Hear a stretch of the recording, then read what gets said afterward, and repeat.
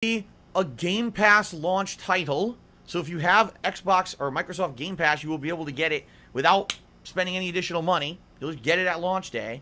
And absolutely, it is an Xbox console exclusive. It will not be coming to PS5. Now, they didn't clarify that. They didn't say if it was a timed exclusive. They just said it would be exclusive at launch, and that's all we know for now. Okay? Those were all questions people had, burning questions about this game, and they were all answered within the first few minutes of the Microsoft Bethesda press conference. Okay? However, apparently it will be on PC. From what they were saying, they said it would be like a cross-platform PC and Xbox Series S and X at launch. Okay? Now, they fade away. Now they have a woman on stage who works for Microsoft, and she's talking, and she goes, oh, well, now you have information about one of the most anticipated games ever and everything. I'm like, wait a minute, what? What are you talking about? One of the most anticipated games ever? No one knows anything about the game. Like, you just told us when it comes out, you told us how to get it, but you didn't even tell us what the game is yet. And I've been very critical of this recently, that these game developers just assuming that because they're a big game studio, that the whole world wants to buy their game by default. Like, Starfield is a new IP from Bethesda. Great. Bethesda puts out a lot of games. Just think of the variety of games that Bethesda pumps out there right now. Big variety. Some of them are great, some of them not so great, especially the past few years with games like Fallout 76 and the like. Not everything that comes out of Bethesda is guaranteed to be good. So, why on earth do they think that Starfield is one of the, if not the most anticipated game now? No, it's anticipated because it's Bethesda. People want to know more about it. That doesn't mean people are definitely buying it. Tell me what it is. Is it like Fallout? Is it a shooter? Is it a more heavily role-playing game? Like, what is it? No information, but you, oh, whoa, we're touting this as one of the most anticipated games ever. No. No. You don't get to make that distinction. You have to actually earn that distinction by giving us information about your game, which they did not do in this press conference. They really, in my opinion, like, I'm happy they kind of got it out of the way. And here's why. I feel they just did not want to spill the beans about this game, but they knew so many people have been asking for it for so long, they at least had to give some kind of information. Knowing that, they wanted to put it first, because everything else they actually did at this press conference had meat and substance to it. Most games showed gameplay and interesting information, while this was the only one that was kind of like, you get nothing. Okay? So the good news is, it's coming, and if you're a Microsoft fan who owns a Microsoft console right now, you're getting it under Game Pass, and it's an exclusive, at least for a limited period of time. The bad news is, we don't know anything about it, and they didn't bother to tell us anything about it at this conference. So, in reality, that's like my major criticism of this conference right now. Like, that was my one major huge thing that I thought they definitely could have done better at this conference. Just give us some information about Starfield besides the release date. Tell us what it is, and they completely failed to do that. Alrighty then. However, I will say this. Once they moved on from Starfield, the next, arguably 80 minutes, was jam-packed with very interesting info about a ridiculous amount of new games. And I'm going to run through all those for you right now because I was, quite frankly, I was entertained. I was blown away. The pacing of this conference was outstanding. There was no filler bullshit. No montages that no one cares about. No interviews that no one cares about. No, like I said, no dancing, no celebrities. It was just game, game, game. That's what people want from E3, and I think they finally got it. Okay? So let's talk. The first game they presented was Stalker 2. They had a big cinematic trailer with a bunch of people sitting around a fire talking, and at first, I'll admit, didn't look very interesting at all to me. It just didn't. It looked like maybe this is like Metro or something, but then they started showing some unique elements, like there was like a warp field that was distorting like the visuals of the place, and they reached inside and pulled out some kind of an orb. I don't know what the hell that was, but that was interesting. Then they started showing mutated monsters they were fighting, and the graphics looked pretty damn good. So even though they really didn't explain too much about the game, it did pique my interest and made me interested in it. If anything, if it's kind of like Metro, I think it'll be a good game. It certainly doesn't look like the original Stalker. I played the original Stalker a year or two ago, and of course that game's incredibly old and outdated at this point. So them taking this long to make a sequel, you would think it's going to have modernized gameplay mechanics. I certainly hope so, because the original Stalker left a lot to be a lot to be desired. That's the word I'm looking for here. So, Stalker 2 coming. Interesting. All right. Now, when is it coming? April 28th, 2022. So, spring of next year, the game is supposedly coming out. Okay? Cool. The next game they showed was Back 4 Blood. Now, I admittedly have been completely out of the loop with Back 4 Blood. I have not actually been following the news about it. I did not play the beta. I guess they had an early beta. It might have been an alpha that they just did. And feedback from people apparently was that it wasn't very good, which kind of sucks because I'm a huge fan of the original Left 4 Dead games. If you're not aware, when I got my start on YouTube as a content creator, Left 4 Dead had just released. And that was one of the games that originally I had played as a big game to cover for YouTube. And I played that and the sequel the next year, loved both games, played the hell out of both of them. And then what happened? Turtle Rock Studios went on to do that really, really very subpar Evolve game. So now they're kind of getting back to their roots, what they were good at over a decade ago. And I'm happy about that. I hope the game turns out well. From everything I saw in this gameplay trailer that they showed, because it was a lot of gameplay they showed off different modes and everything. You got PvP, you got PvE, co-op modes, competitive modes. It's the return of the zombies mode, where you actually control the different classes of zombies against the humans. That was some of the most fun of the original Left 4 Dead games, is not only being the survivors, but then when you get to play one of the special zombies, remember the guy with the tongue, you would grab, you would start pulling the survivors towards him and everything. Dude, that was so much fun. And this is all coming back. They're bringing this back for Back 4 Blood. So it looks good to me. Of course, they showed some new enemy classes and things that I'd never seen. They definitely weren't present in the original Left 4 Dead. Looks really good, okay? I hope it's good, because I don't understand some people that, like I said, had played the beta or whatever and said that it wasn't very good. But I hope this game is good. Comes out October 12th, and yes, it's a Game Pass game at launch. It's included under Game Pass, okay? Then they showed what everyone thought was going to be an Indiana Jones game. It showed a bunch of, like, treasure, and it showed, like, people who I guess were, like, in some kind of a...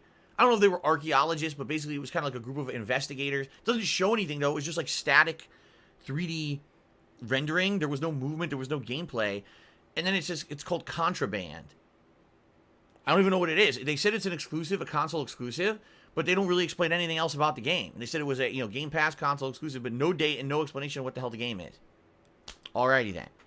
Sea of Thieves got a giant segment where they introduced something pretty interesting. They introduced a Pirates of the Caribbean collaboration crossover event that's going to launch on June 22nd of this year. So within like a week and a half. Okay? Pretty interesting. Jack Sparrow's in it. Of course, it's not really Johnny Depp. It's someone else voicing him. They've got Davy Jones. They've got the Voodoo Priestess from the game, or from the movies, I mean, and different locations that are now integrated into Sea of Thieves from the movies. Kind of interesting it took them this long. What is it, like 3-4 years? And finally they're doing like a major collaboration that makes sense because it's pirates. See, to me, Sea of Thieves is dead. When I played it at launch, it was a joke. It was a laughable game. There was no content at all outside of 2 hours. After that, there was nothing else to do in the game. And it was like, are you kidding me? They actually sold this as something you would want. Like, oh, it's a console exclusive. And it was flopped horribly at launch. It was terrible. But everyone played it because that was the launch of Xbox Game Pass, and it was free under Game Pass at launch. So they used their marketing and said, oh, it's like the biggest selling Microsoft game ever. It's like, no, everyone played it for free. Because everyone signed up for Game Pass. No one bought your game. Everyone got it for free. However, over the last several years, supposedly Microsoft kept at it. They didn't ditch it or give up. Instead, they stuck with it. And now apparently the game has expanded, has tons of content. Although I've heard some really strong criticisms of the community who plays Sea of Thieves that it could be pretty toxic. I've actually heard that it's also a pretty fun game if you play it with a dedicated group. So it's interesting, years and years later, now they're finally having a ginormous actual collaboration with Disney to pull off this Pirates of the Caribbean expansion. To me, zero interest, but to some of you, maybe there is some interest. It actually looks decent, so. Okay. Yakuza 7. Big announcement that already leaked. This would have been a big announcement if it hadn't already leaked on the internet 2 days ago. Yakuza 7, as of right now, this moment right now, if you jump onto your Xbox console, you can download Yakuza 7 and expansion content for free under Game Pass if you have it. It's free. If you haven't played this game yet, I strongly recommend you do. It's the best RPG I've played in a couple of years. Very great gameplay, great graphics, amazing story. Yakuza is an amazing franchise. You're really going to like it. This is a great starting point because it's a whole new cast of characters from the previous games. Good stuff. If you haven't played it, play that shit on Game Pass today. I don't get paid for these plugs, but damn, that sounded good. Okay, let's continue. Yes, Yakuza 7 like a dragon. That's correct. That's the Game King Lunar. It's free on Game Pass right now. He actually doesn't believe. He's like, what? Yes, right now you could get it on Game Pass. Go get it. Do it now. Battlefield 2042. They showed off some new gameplay, which looked pretty damn good. They showed people ziplining across skyscrapers. They showed people using attack choppers. They showed people launching on rockets. It was all kinds of crazy shit. And to me, I'm excited for Battlefield 2042 because Battlefield number 1 hasn't had a game in a while. And the last game they put out was terrible. And the one they put out before that was terrible. The last Battlefield I liked was Battlefield 4. I thought Battlefield 4 was absolutely outstanding, but that was the launch of the consoles of PlayStation 4 and Xbox One. Think about how long ago that was. So Battlefield hasn't had a very good iteration in a long time. I hope this game ends up being good. No guarantees. Anyway, it's coming out. We already know it's coming out. What is it, October? I forgot to write down the date on here because we already had known the release date for the game. However, out of everything they showed, this is one of the very few games that is not included on Game Pass. So, out of all the 30 games they talked about in their conference, this is one of the 3 that's not included on Game Pass at launch. Shucks. Oh, it's October 22nd, said Timbo Slice. Thank you, Timbo. In fact, you know what? Let me grab a pen and write that down because I stupidly didn't write it. And I'm going to be taking the information from these press conferences to make a game release schedule for myself for the rest of the year, so I know what dates games are coming out, and that's important info, obviously. Thank you, Timbo, for that. Okay, then they showed off a game that we first saw like 2 or 3 years ago at E3, and it's very intriguing. It's a game that the entirety of the game takes place inside of one room. It's called Bathroom Wars, where you really have to take a big steamy dump. No, I'm just kidding. It's actually called 12 Minutes, and the reason this is interesting is because it's about a man and a woman who I guess are married, and I guess they have a fight, and these secrets are revealed or whatever during the fight. And then someone breaks into their apartment and murders one or both of them, but it's a time loop where you continuously play the same thing over and over, making different choices to try to pan it out and make them try to survive or get to the bottom of what's going on and who is this that's breaking in to kill them and stuff.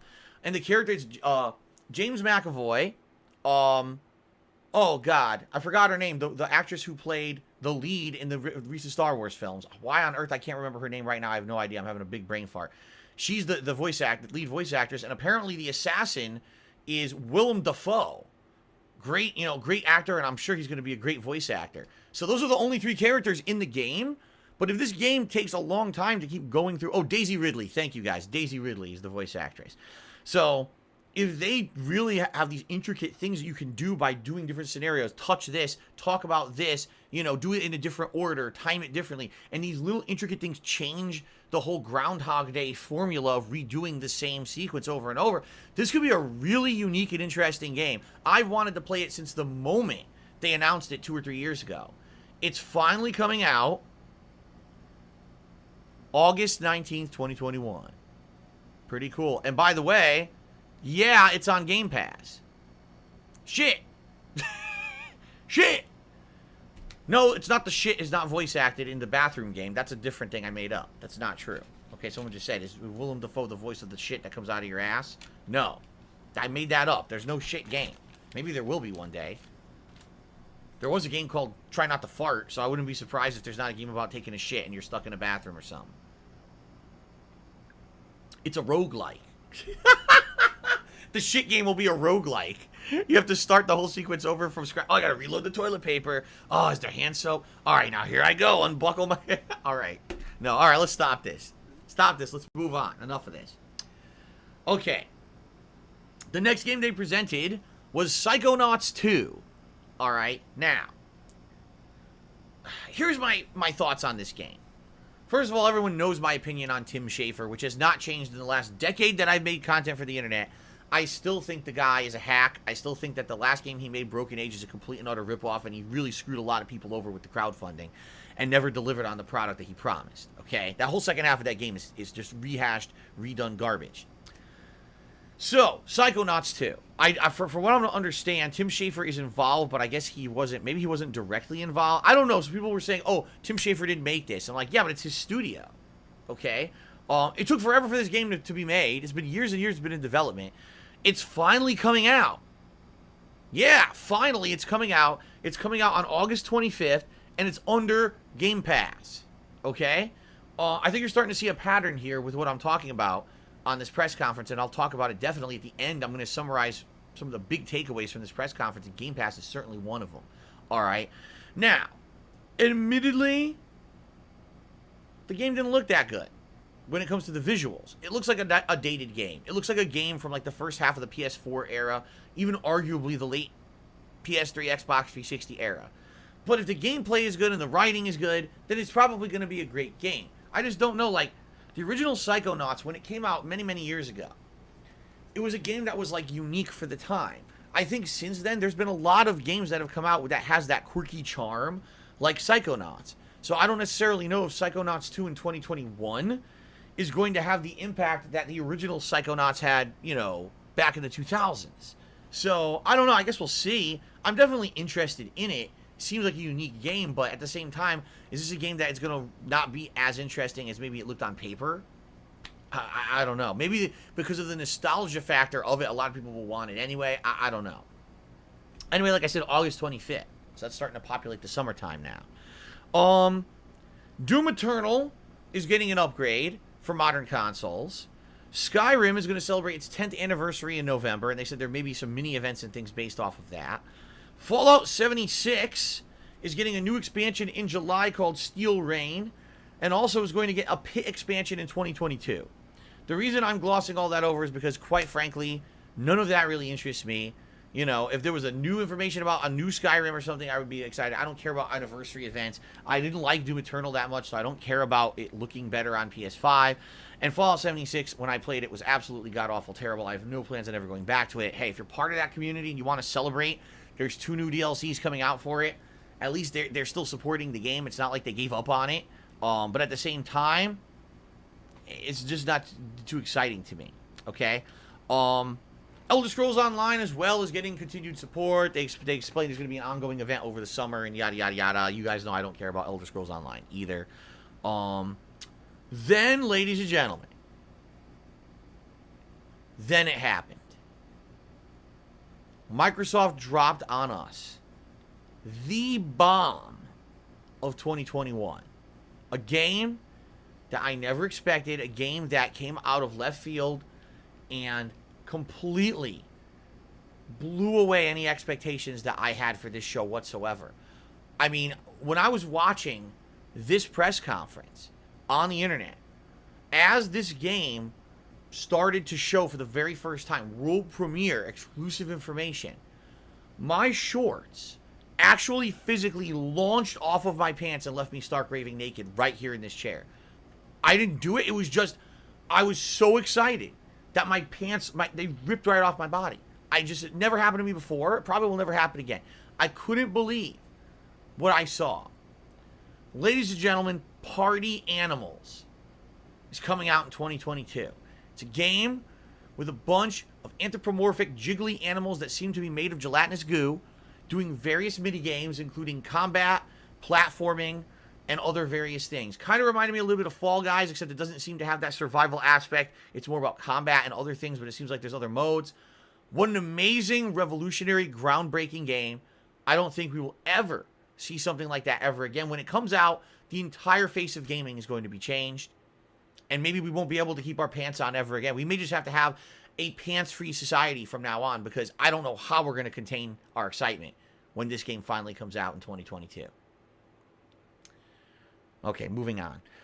Hades. A game that many people last year had said was Game of the Year or a Game of the Year contender. A roguelike game that everyone told me was better than Returnal the entire time I was playing Returnal, is coming out on August 13th for consoles, including PlayStation 5 and Xbox Series S and X. However, the big announcement here, it's under Game Pass. Yeah, if you have Game Pass, you get it for free. Thanks for the money, stupid fuck. Okay, I think you guys are really starting to see the pattern here. All right, let's continue now. There was a game that it was interesting because it kind of looked like the gameplay of Limbo, and I hate to say this, but we've seen a lot of games in the last 5 years that look like Limbo. I don't know what it is. Like all these indie studios seem to like to want to kind of copy each other.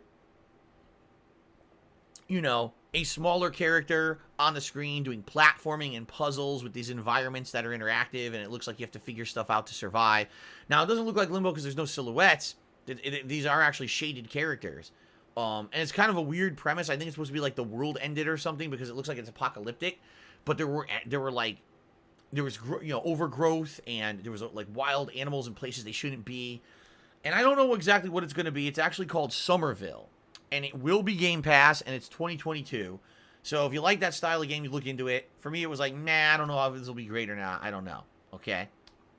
All right. So then finally, everyone knew this was coming, especially after the insane embarrassment that Microsoft had last year during the summer when they did their Microsoft special broadcast event, and they previewed Halo Infinite for the very first time. All right.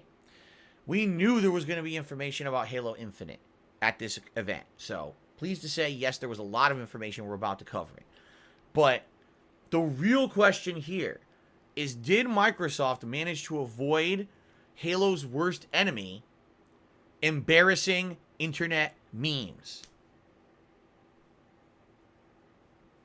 I guess we'll find out. Let's talk about what they revealed. So, first of all, they confirmed yet again the multiplayer of Halo Infinite will be free to play, okay? But before they got to the multiplayer, they showed a little bit about the story. And basically, they showed Master Chief, and he was floating through space, and he was using his grappling hook to pull himself through space debris, and there was a little bit of kind of traversal and stuff like that. And then they showed Master Chief talking to a new hologram, not Cortana. And he says, "Where's Cortana?" And the hologram says, "Don't you remember what the mission Thanks was? for the money, stupid fuck. That I was supposed No to guide one you wants to to see a Cortana, and it was 2-inch your pin. job to capture Cortana, the rogue AI, and take her back and actually delete her. Like, that was his job. He was supposed to delete Cortana." Now, if you remember, the previous plot of Halo games, that Cortana, at the end of, I think, the last one, went rogue or something like that, and basically became, I guess, was supposed to become the villain, but then they kind of dropped that whole plot line, but maybe now they're picking it back up. I don't know. It's not clear. But anyway, this AI is basically acting like Master Chief has forgotten, like he has amnesia or something. And she says, "Well, if it wasn't you that picked up Cortana, then who was it? Because she's not here anymore." So I guess this is supposed to be like the lingering mystery. What happened between the last Halo and this one? Is Cortana still evil? Who actually has Cortana right now? And what's going on with this plot? Why does he have this amnesia? Seems to be pretty confusing. All right, I guess we'll find out more once the game comes out. Then they showed multiplayer. And they said, first of all, they said the goal is to try to get this game out around holiday 2021. And they showed some multiplayer. And I'll be very honest with everyone. All right? This looks to me like classic Halo multiplayer. Even the animations, I hate to say it, they were kind of like, you know, in Halo, the character kind of looks like a stick when he's running. He just barely has any motion. He's like running with the stick up his butt. And there's like these wireframe animations where they're turning and firing the guns. That's kind of what it looked like. Now, I'm not saying that's bad if you like classic Halo. I mean, I played the shit out of Halo 3 and I loved it. But it's kind of weird that we're like, you know, 15 years later and it kind of looks like classic Halo to me. It doesn't look like they really advanced much when it comes to anything. And for some people, that may be okay. Maybe that's what you want. I mean, they did show the wire hook, so you will have the ability to have the wire hook and grapple around or whatever. But for the most part, I mean, I saw the sticky grenade. I saw some of the classic weapons being used and stuff like that. The shields, you know, stuff like that. But it didn't look like they changed much. And also, like I said, it didn't look next gen to me. It didn't look like, oh, this is really showing off the capabilities of the Xbox Series X. No, it was like, oh, this could have probably run on the Xbox 360. That's kind of how it looked to me. I mean, I'm just being honest here, and you guys can disagree with me if you want, but for a whole year to have this thing in development, after being completely embarrassed last year with how bad the game looked in that live demo they did on that presentation, and being memed into a fucking oblivion, a year later coming out and basically saying this is Halo, and it kind of looks the same as old Halo. I don't know. I mean, some people might love it. If you're a Halo purist and used to play Halo back in the day, this might be right up your alley. And the fact that it's going to be free to play multiplayer. Now, some people might argue, well, Halo always has had a huge epic story component, and so people who are fans of the series are probably going to buy the game anyway because they want the story. I would argue wrong. People are just going to get Game Pass. Who's going to buy this game for $70? No one. Everyone is going to get Game Pass to get the story of this game, and the multiplayer is already free anyway, right? I mean, let's be honest here. Why on earth would you have an Xbox Series S or X and not have Game Pass? Like, can you think of one valid reason? I'm only halfway through the Microsoft Bethesda conference. Haven't even covered the other half of the games yet, and already you've seen the outstanding looking value of Game Pass. Every game here is coming out under Game Pass. So I don't think that the Halo multiplayer being free to play is any news. Everyone who owns an Xbox console will be having Game Pass and would have gotten it anyway. So it's kind of silly to say, oh, the multiplayer is free to play, when really in reality, it's not a big deal at all. Okay? Anyway, that's basically what they showed. Now, interestingly enough, one big comparison that everyone is talking about on the internet right now, especially in social media like Twitter, Starfield had 0 gameplay shown, but has a release date of November 11, 2022. Okay? Halo Infinite, that is supposed to be coming out holiday 2021, right? Didn't have a solid release date. They wouldn't commit to a solid release date, even though they had all this gameplay to show. What a difference. It's almost like Bethesda's confident, and Microsoft is not. Like, Microsoft is not confident that their devs can get this game out for the holidays, so they don't want to promise that. I guess we'll see. We'll see what happens, okay? But that's what they said about Infinite. Fair enough? All right. Continuing on. The next game they showed, Diablo 2 Resurrection. I'm excited for that because Diablo 2 is a good game. I actually played Diablo 2 when it was a new release, back on PC, back in the day. In the late 90s, I played it. I loved Diablo 2. The thing about Diablo 2 is, it's insanely addicting. Like, once you get into that point-and-click gameplay, you just want every piece of goddamn loot possible. And you get into this gameplay loop of going through dungeon over and over. Give me the gold drop. Give me the rare drop. And you get hooked on that shit. I liked Diablo 2 way better than Diablo 3. I really did. I thought Diablo 3 was kind of lackluster, but I thought Diablo 2 was outstanding back in the 90s. So this game is being re-released with modern graphics. The graphics look very, very good. I'm not going to lie. Although it's funny because the animations are the same. It's the same, like, oh, animations. Oh, throw a fireball. But everything else looks amazing. It's like next-gen fucking models throwing, like, antiquated 1990s animations. Pretty funny. But anyway, September 23rd. That's the release date, so it's coming out in September for those interested. And this game will not be under Microsoft Game Pass.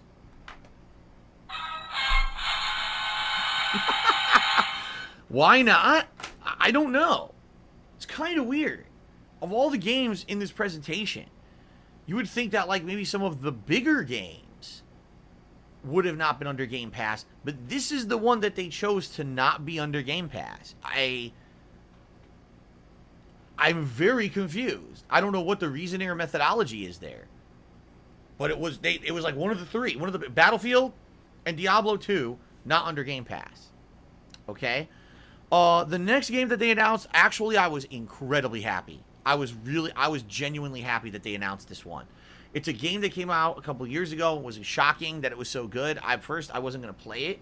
And then people convinced me to play it. I played it, and I absolutely freaking loved it. I thought it was innovative. The graphics were amazing. Like, it was a really good game. The game I'm talking about, of course, is Bugsnax. And no, I'm kidding. A Plague Tale.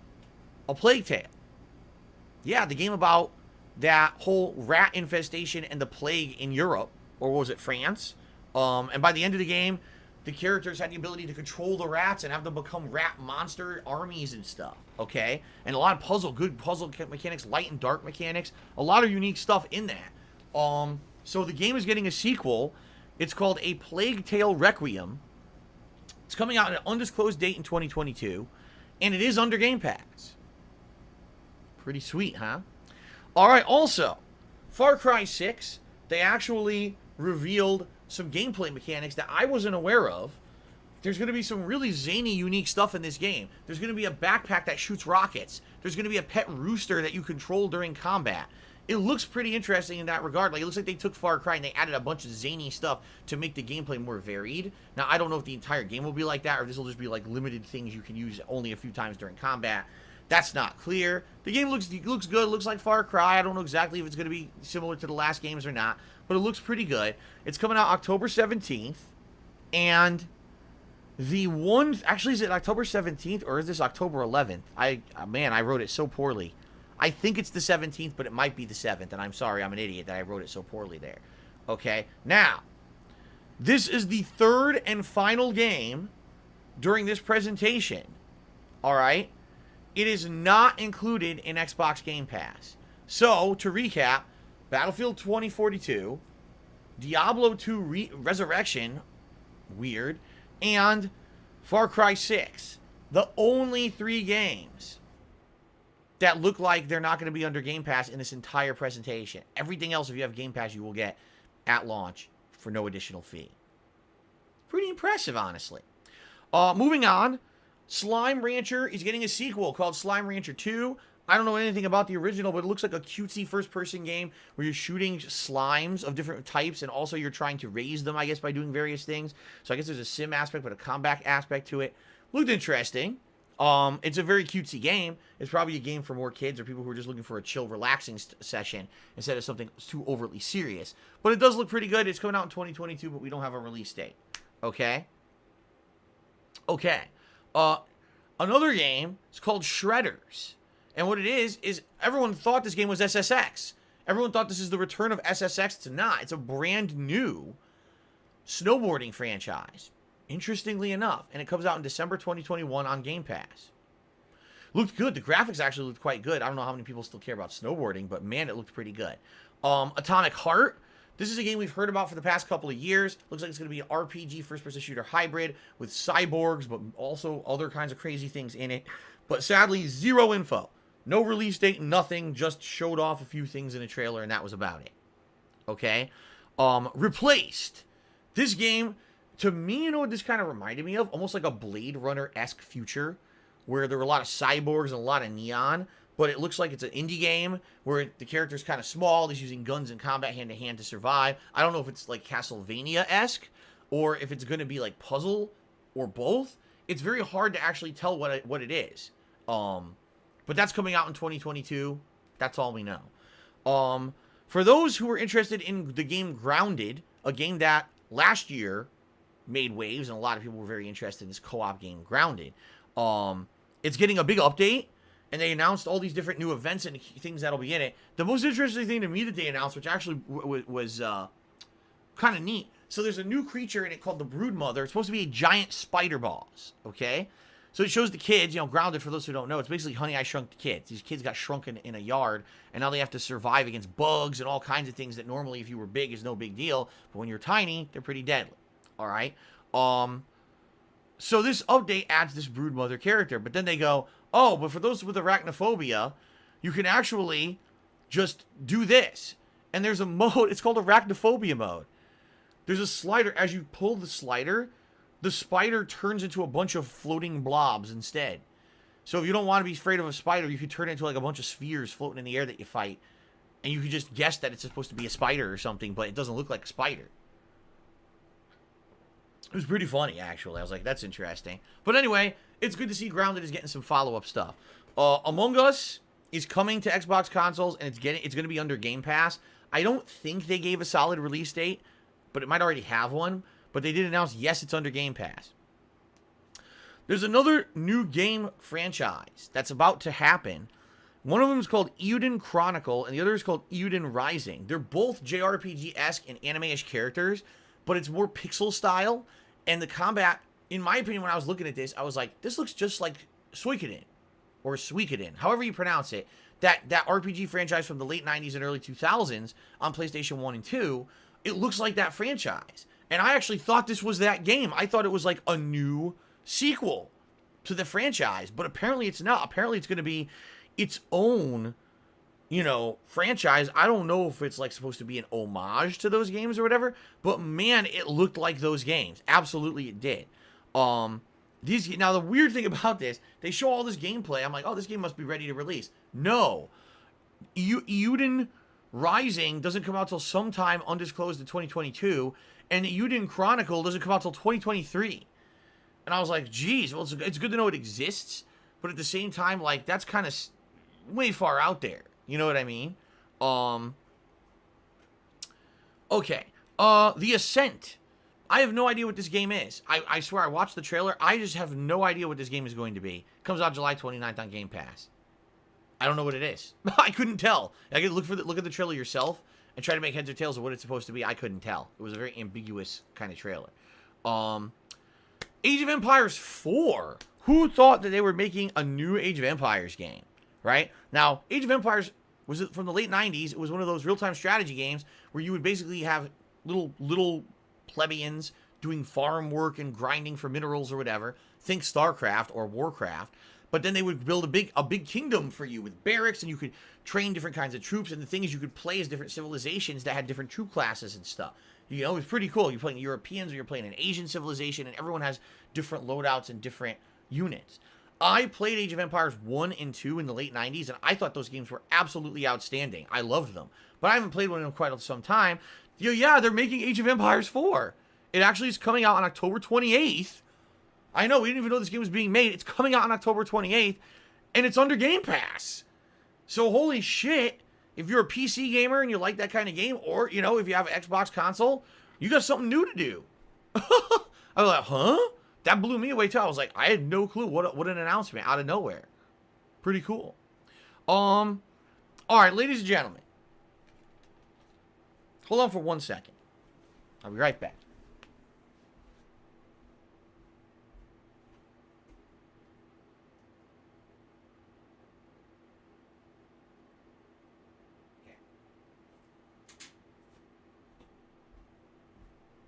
I'm sorry.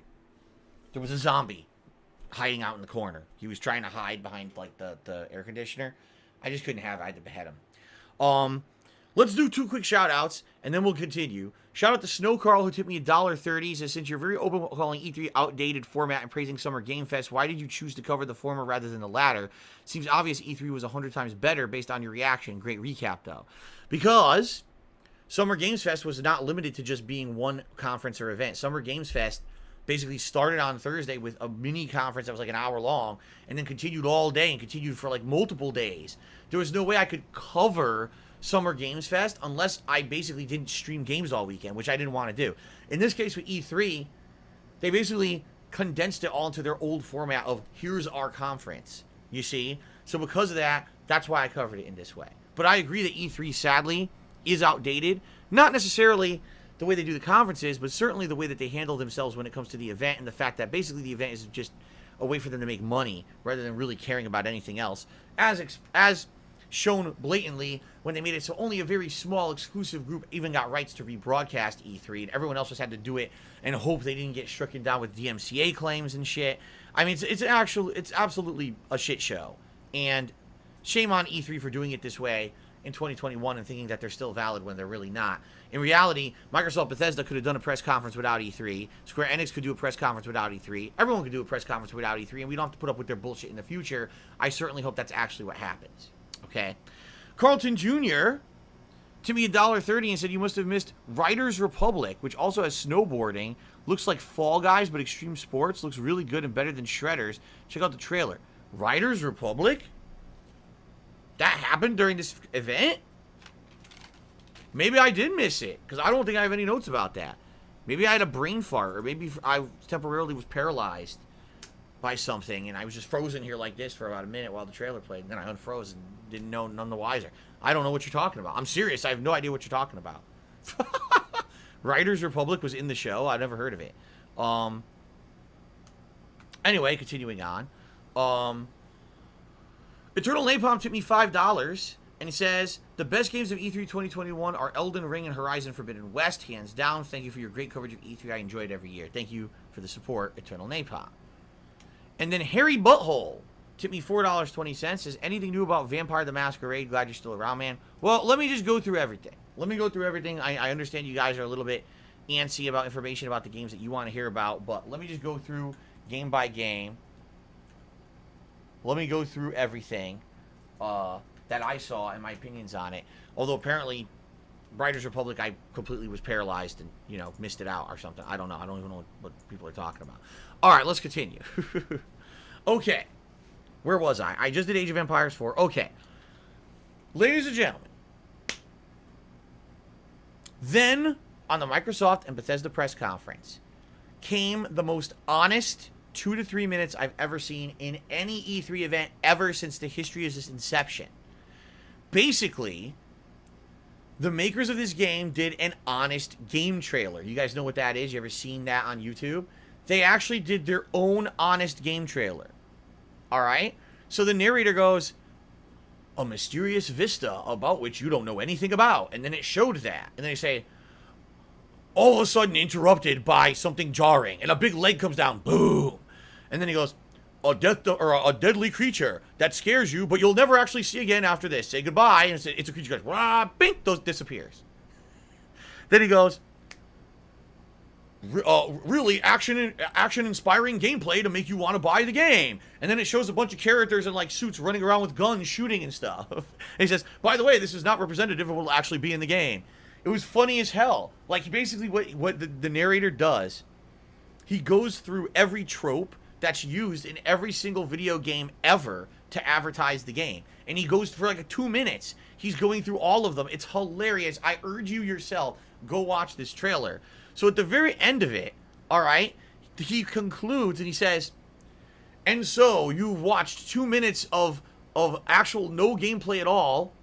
Reason being because the game developers probably don't have anything done in the game at all yet except for the name. And then all of a sudden it shows a moon, and the moon becomes the Moon Man mascot head from the Outer Worlds, and then they go, The Outer Worlds 2 coming soon. And that was it. It just ended. So essentially, the whole thing was a jab itself at the games industry and how the games industry tends to make game trailers that are way too early and aren't representative of anything that'll be in the final game, but it's just a teaser. You know, kind of like what they just did an hour before with Starfield. It was hilarious. I was like, oh my god, like this is the funniest shit ever, the way that they did it. And essentially they're making Outer Worlds 2, but have nothing to show us, so they just made this shit up and made you laugh your ass off. That was hilariously funny. I thought it was great, man. I thought it was absolutely well done. Again, I recommend, you want to laugh, go watch the Outer Worlds 2 reveal trailer on the internet right now. You're probably going to have a good laugh along with me. Okay? Carlton Jr. has tipped me $1.30. Says, Euden Chronicles had a big Kickstarter campaign. It's the creators of Suikoden that are making it. I believe they don't have the rights to make a new Suikoden, so they're making their own thing. I'm pretty excited for it. And also, Riders Republic was during Ubisoft. Oh! So I didn't have a sudden fit of sleep paralysis during this event. It happened during the event I didn't do yesterday because I know Ubisoft sucks shit and their show was terrible. Thanks for the money, stupid fuck. That makes more sense. All right, thank you, Carlton Jr., for allowing me to know that I don't have anything wrong with me. That is actually refreshing and relieving to know. Thank you for that. All right, Carlton. Thank you.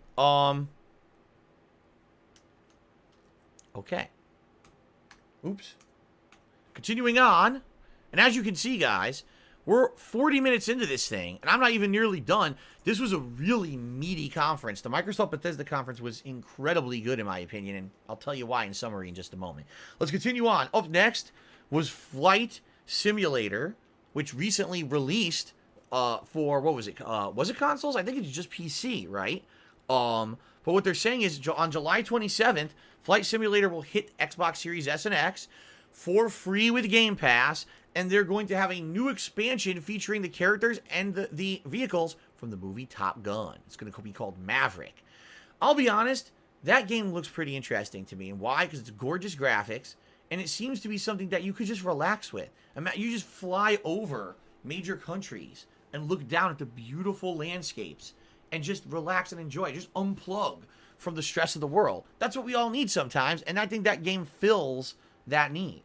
I would be interested in playing it if I could get my hands on an Xbox Series X, being honest. All right, up next, this was a major chunk of the conference, all right? Forza Horizon 5, okay? Now, ladies and gentlemen, you know, if you've watched my content over the years, I actually played Forza Horizon 3 and 4. 3 took place in Australia, 4 took place in the UK. Those games had gorgeous graphics, and I really enjoyed playing them on my Xbox One because it was just a really relaxing experience to drive around these gorgeous environments in full 60 frames per second, because they both ran at full 60 frames on the Xbox One, and just chill with you guys. Those games that I played wasn't necessarily always about making progress, and it wasn't always necessarily about caring about the cars I was driving. It was just having a good, relaxing time. And those games, to me, are very relaxing, driving around and seeing this beautiful countryside. So Forza Horizon 5 is going to take place in Mexico. And they actually show some really unique places in Mexico. This crater that actually has volcanic activity in it and stuff. Beautiful, lush jungles and stuff. And the game, at least from what they showed, all right, looked absolutely breathtaking. And I usually am not a graphics guy. And you guys know I am not a car guy. I could give two shits about cars and racing games. This game looked fucking sweet. The cars were photorealistic. The 60 frames per second, it looks amazing. Driving through these lush environments, these gorgeous landscapes. I feel like this is going to be the ultimate, because you're taking what I liked from Xbox One and putting it on Xbox Series S and X with full graphic fidelity. Oh my God, like, I'm actually very excited. This game, just so you guys know, comes out on November 9th. Okay? And ladies and gentlemen, Game Pass.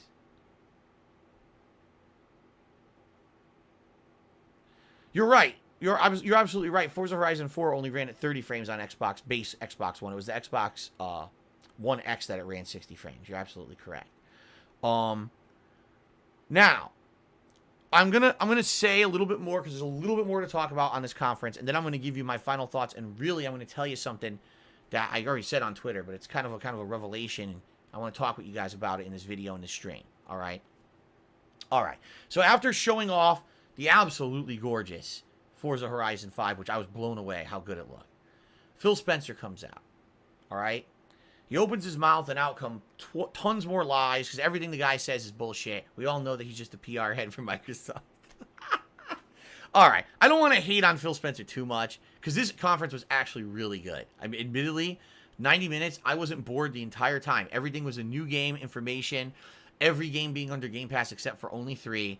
But Phil Spencer, every time he talks, he's so full of shit. But anyway, he comes out and he basically says, thanks for watching, but we have one more announcement that we want to show you. It's a brand new IP from Arcane Studios. So immediately people were like, oh, is this Deathloop? No, this is new. So Arcane's been very busy. You know, they made the Dishonored games, and now they're working on all these different IPs. Deathloop's still coming out next year, but now this is the next game coming out from Arcane. Okay? So, it shows a bunch of people who seem to be survivors in an apocalypse. What a surprise. There's totally no games like that these days. Everything is just so modern day. I'm happy. Finally, a game ventured out into something different and did something in an apocalyptic setting. All right? It's about damn time. But anyway, the weird thing about this is it seems to be a multicultural group, right? You got an African-American girl, a Hispanic guy. You can tell they're all different races and creeds. They purposely seem to go out of their way to make a multicultural group to be the group that's walking around in an open world environment.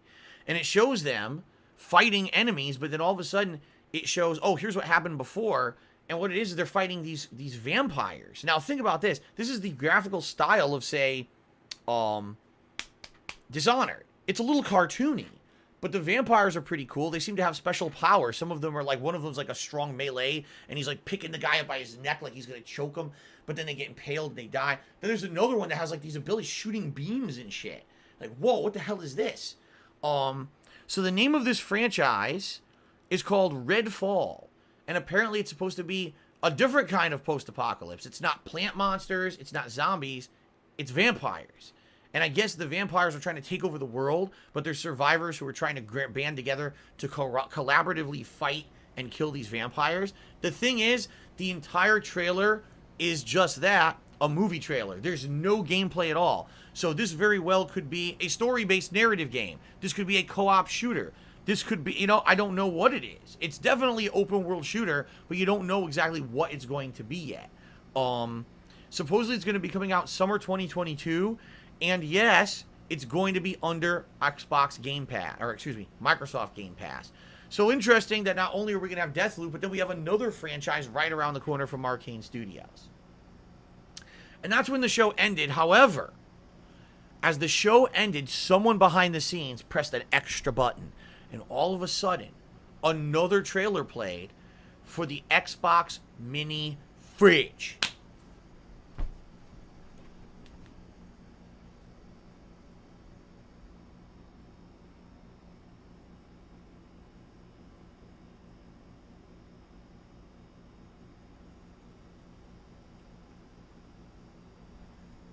And that was the end. That was the end of E3 forever. They actually announced after that announcement they could never top it. No studio would ever top the Xbox Mini Fridge, so E3 is now canceled forever. That was the last thing they ever broadcast.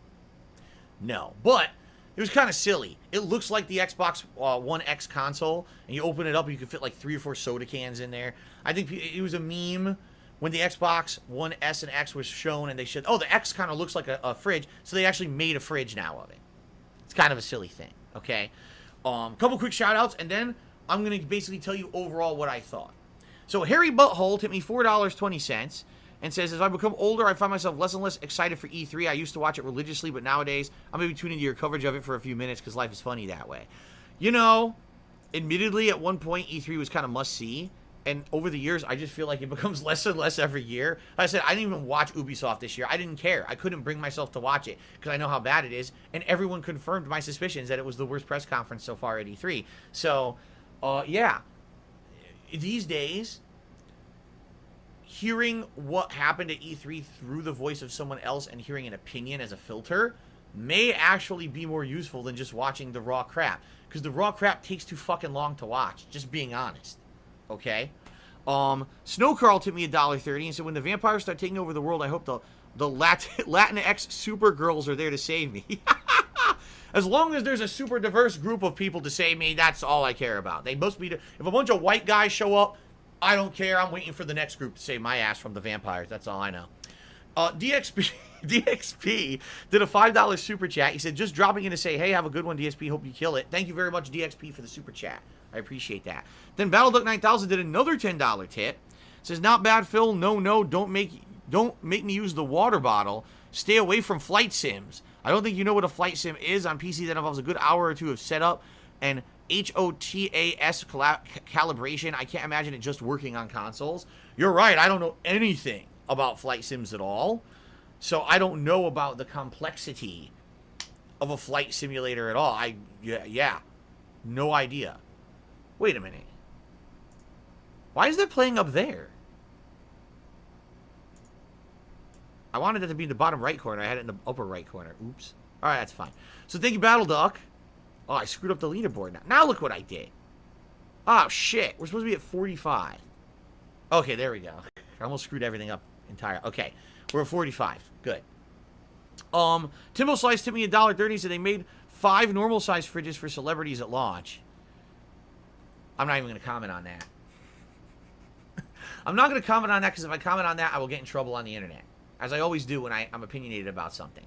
Harry Butthole tipped me $4.20 again and says, I didn't get my Vampire the Masquerade. At least there's something vampiric at E3 this year. Yeah, at least, they did have this vampiric game. If you like vampires, you probably are interested in this new Redfall game. Okay? Alright. Gunner glasses, because we raised $50 in tips as usual on my streams. If you're wondering why I'm putting on glasses, when we raise $50 on any stream of mine, I put these on. Okay, good stuff. Now, ladies and gentlemen, hold on. It was Harry Butthole was the final tipper there. Let me give you overall what I thought about this conference, okay? overall, I thought the conference was hairy butthole. No, just kidding. Overall, I thought the conference was great. I loved it. I tuned in fully expecting to get bullshit, to get fluff, to get dicked around, to get jerked off, to get fed a bunch of nonsense. And outside of the non-reveal of Starfield, because even though they think they revealed it, they revealed nothing because they didn't show any gameplay to tell you what the game is. Outside of that, I liked everything about this conference. Now, admittedly, some people are still pissed off because there was no Elder Scrolls 6. I hear ya. I still feel we got years to wait because remember, they said Starfield was in development before Elder Scrolls 6. We got to get past Starfield before we can even care about Elder Scrolls 6. And the thing is, we don't even have info on Starfield yet. We know when it's supposed to come out, but we don't even know what the hell it is yet. So until we get Starfield out of the way, like I feel next year, since Starfield will finally be coming out, then we'll get info on Elder Scrolls 6. So I didn't go into this with expectations trying to get trying to get Elder Scrolls info, and because of that, I don't think that I was disappointed. I wasn't expecting to get it, all right? Now, outside of that, I thought it was great. I was blown away. This is one of the best press conferences I've seen in a million years. And I mean that. Like, Sony blew it out of the park several years ago at the launch of their new console generation. Bethesda, when they had their first yearly annual press conference at E3, and they announced Fallout 4 is coming out later that year, they knocked it out of the park.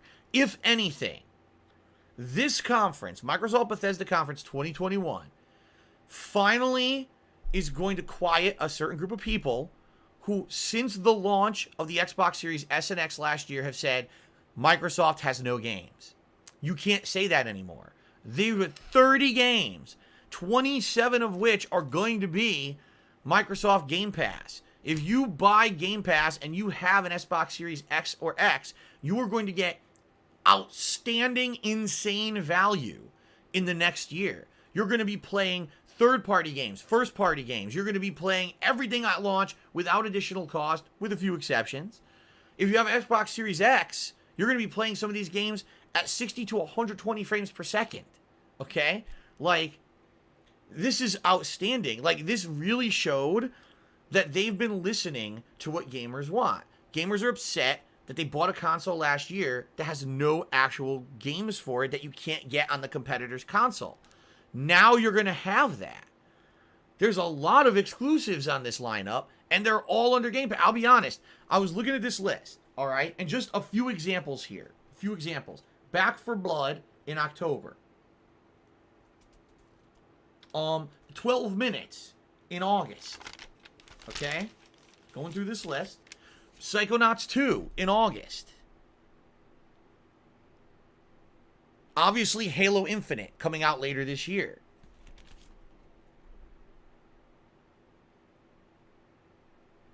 Maybe Shredders, that snowboarding game. That might be interesting. I might check that out. It's under Game Pass.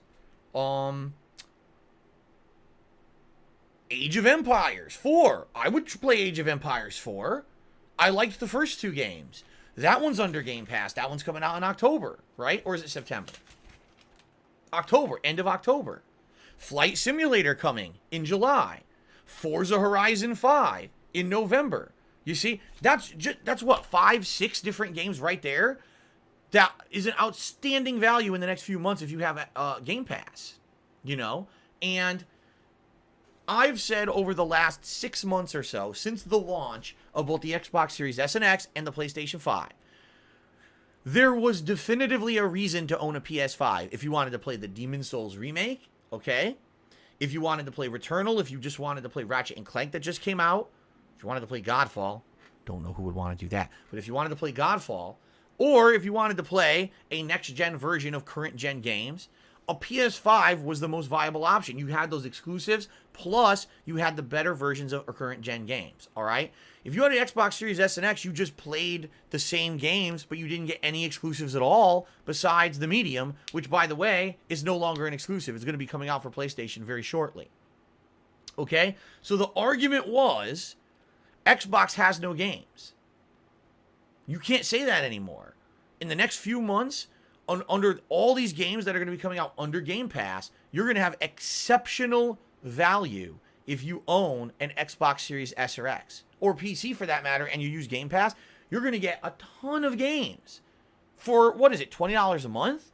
And actually, it was very interesting because someone, during that stream, someone in my stream chat said something to me that struck a chord with me. They said, so let me get this straight.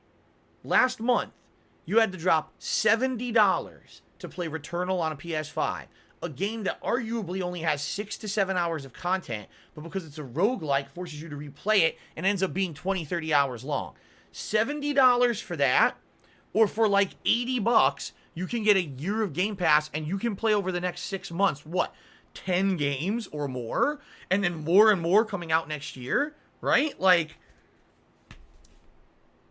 yeah, this is it. This now is the time that you're going to finally see value. We've been waiting 6 months. There's really been no value to having an Xbox console at this point. The console wars very firmly have leaned towards the side of Sony. But now, with this conference, let this be the day.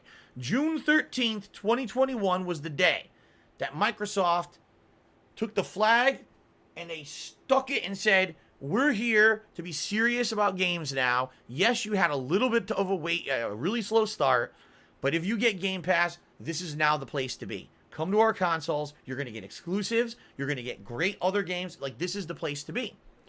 Now, I'm not saying that if you have a PlayStation 5, you're not going to get great exclusives. We got some really outstanding exclusives coming up. God of War, Horizon, Kena Bridge of Spirits, just to name a few off the top of my head that I'm thinking of that are going to be really good PlayStation exclusives. If you don't have a PS5, you're going to be missing out. But value-wise, $70 a pop. Well, I don't know if Kena will be $70, but you see what I'm saying? $70 a pop versus $20 a month. I mean, the value is there, man. You know, the value is absolutely there. And I think now it's going to be a war of money and value rather than a war of games. The Sony fans will be like, well, we pay more, but we get better exclusives. The Xbox fans will be, well, we get all these games that you're playing and paying tons of money for on PS5, we get anyway. Plus, every once in a while, we get a cool exclusive for the cheaper. So, I could definitely see the different arguments, and I can see the different schools of thought. So, I want to make an announcement. All right? Right now, I'm making a public announcement. I already kind of said it on Twitter, but I'm going to make a big public announcement right now. As of right now, I finally see the value in it, and I want to get an Xbox Series X. Now, likely I can't. Likely, this console will be unavailable in the United States for quite some time unless I buy it from a scalper, which I absolutely, positively refuse to do. I will not pay a scalper for a console. I do not support that practice at all. I would never support something like that because all it's going to do if you support that is going to make it worse. Okay? So I absolutely am not going to buy it from a scalper. I have to find a way to try to get an Xbox Series X legitimately, and I don't know if I'm going to be able to do it. I know basically there's places you can follow, like on Twitter and different things where people, when they drop in the middle of the night at fucking 4 a.m. at Walmart, they drop online, you could sometimes jump in and get an order in or whatever, right? But finally now I see the value in it, because like I said, starting, I think one of them was July, right? Yeah, starting in July, there's actually games on there under Game Pass that I want. And there's a couple in August. There's definitely a couple in September, October. I mean, Forza Horizon, I need to play on an Xbox console. So, yeah, like, I definitely want an Xbox Series X. And by the way, some people are saying, get the Series S. Fuck no. I'm not. You'd be out of your mind. Do you really think that these games are going to run as good? Of course not. Now, yes, I'm only playing at 1080p, but I always want full 60 frames, and I want the best graphical fidelity. I want the one that's going to run these games the best. I need a Series X. I'm not going to pay a few $100 cheaper to get a console that's going to underperform. You know, within a year or two, the Series S is not going to be up to snuff for new games. It's just not going to be. It's going to run games poorly because it's the discount console. Right now, it doesn't, because everything really is aimed still for 1080p 60 frames as the sweet point. If a game can push 4K and do 30 frames, you're lucky. But in a few years' time, everyone's going to be aiming for the best graphical fidelity, and the Series S is going to run like shit, man. I'm not going to waste money on that thing and end up being disappointed. I want something that's going to have value over time. That's why I want the Series X, okay? So, I absolutely, positively want it. I don't know how I'm going to get my hands on one, all right? It's not even a matter of money, because you could argue, oh, Phil can't afford it. I could probably piece together the money for it within a month or two. But how am I going to get it is the question. Like, it seems like still these fucking scalpers screwed everything over, and every time there's a drop, they're buying them. So the common person cannot even buy one these days. All right?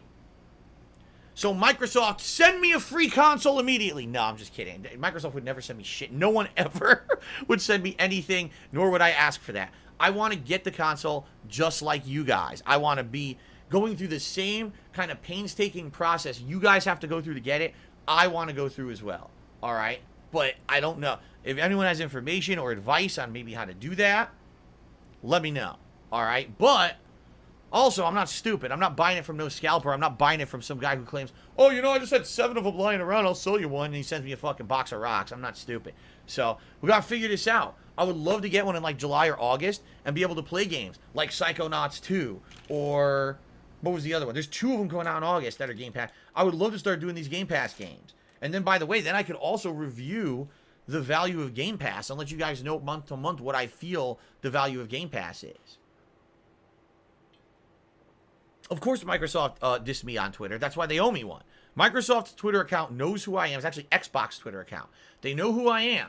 So Xbox Twitter account, you better look out. I'm coming for you because I want an Xbox Series X, and I need to find one. So you better get on that. I'm sure they really care. Anyway, this was an outstanding press conference. This conference, if I had to grade it, compared to all the other conferences at E3 for the past several years, this was the best one. Like, seriously, like, probably the best one in 3-4 years. It was just constant new games, Game Pass, you know, everything was good. Like, the only thing was that there was no actual gameplay of Starfield, and there was no Elder Scrolls 6. But outside of that, this was just nonstop cool stuff. And I think finally they get it. They get it. They finally figured it out. This is what gamers want. No more fluff, no more horse shit. Just fucking give them what they want. And give them value with this Game Pass. And that's what you're getting with Game Pass. So, let's see here. Ansheng Forever tipped me $1.30. He said, I agree too. The Xbox conference is good. Good to see you, Ansheng. Thank you for the support. BattleDuck 9000 did a $4.20 tip and says, give me a store listing for the Outer Worlds 2 and I'll buy it now. The trailer has me completely sold. Forget everything else. Even Battlefield 2042 looks matte. I'll wait for Battlefield 2143. Timble Slice tipped me $1.30. He says, with how good this conference was, it's going to make it even harder to find one as more people will want it now. Exactly. This conference was so good. People who were on the fence about getting an Xbox console are now going to want one. And it's going to become even more scarce. Shit. Snow Carl tipped me $1.30. He said, the trolls will pounce on what you said about not needing money. Please clarify. What I'm saying is basically, now that I'm going to be back on YouTube full-time streaming, I've already explained this. I'm going to start getting paid by YouTube in a couple of weeks for your contributions, whether it's memberships, super chats. Within a month or two, I should be back to normal. Things will be back. No more chaos. Oh my God, I have no money. Therefore, I may be able to scrounge the money together to actually buy the console. It's that simple. Pretty commonplace. Is, you know, for people with a brain, it's easy to figure out. But the problem is the trolls don't have brains. So, Guitar Player 1939, thank you so much for becoming a member here. That is going to jump us up, I believe, to 180 members. See, the thing is, I don't know when people renew their membership on YouTube what it looks like. So I don't know what it's going to say. It's going to say, oh, you know, you were renewed or whatever. But thank you. I don't know. I think this is just a standard membership. It is not a renewal. So thank you, Guitar Player. Appreciate that. Carlton Jr. tipped me $1.30. He said, as a PS5 owner, this conference swayed me to get an Xbox Series S in August or later. The XSX is going to run a lot of these third-party games better than PS5, and the Game Pass value is crazy. There's no way I'm dropping $1,000 on a PC GFX card versus a $500 Xbox Series X. All right, so that is a 1, 5, 6, 7, 8 more dollars in tips. Thank you. And ladies and gentlemen, that is Microsoft and Bethesda for 2021. They really did a great job. I was very impressed. I thought it was well done. The fact that they had both Todd Howard and Phil Spencer on the show was nice. I love Hulk Hogan's outside for dick. Starfield kind of flopping because they didn't say anything about what the hell the game is. Outside of that, the whole Play the conference was game amazing. constantly to make I had a money. great I'm time not. with it. I hope that you guys enjoyed not only if you watched it yourself, but my recap and reactions of it. All right, it's good stuff. I'm sold. I want an Xbox Series X. I'm sure there'll be 10 of them outside my door tomorrow. faggot. And Get on that Xbox Twitter account. All right, so ladies and gentlemen, thank you for watching my Microsoft and Bethesda E3 2021 recap. You're supposed to be following the game, following the fun gameplay, and chilling and relaxing with me. Okay, guys. So here's the deal. Hint. Tiger, Don't go anywhere because I'm just gonna take like a 2-minute break to use the restroom, and then I'm gonna do Square Enix. All right, don't go anywhere. I'm literally not taking any kind of an extended break. It's gonna be like 2 minutes. I'm just gonna run. I next need door. that money. I'm I gonna really come right do. back I need and that we're gonna money. do Square Enix. pay my all right? bills. So don't go anywhere. Don't even go take a crap. There's not enough time. All right, I'll be right back.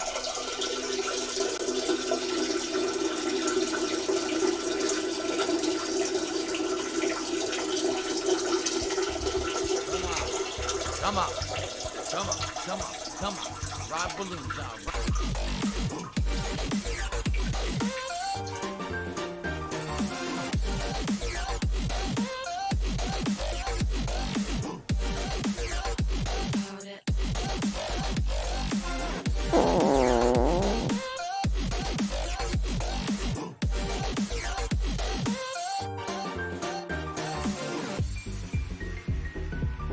If I could get down on my hands and knees and say thank you and still be on camera, I would do it.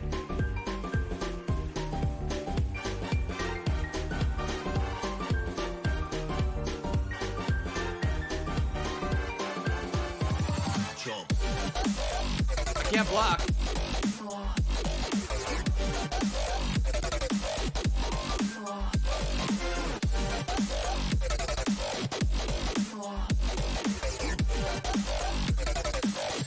I live rent-free in their heads 24/7.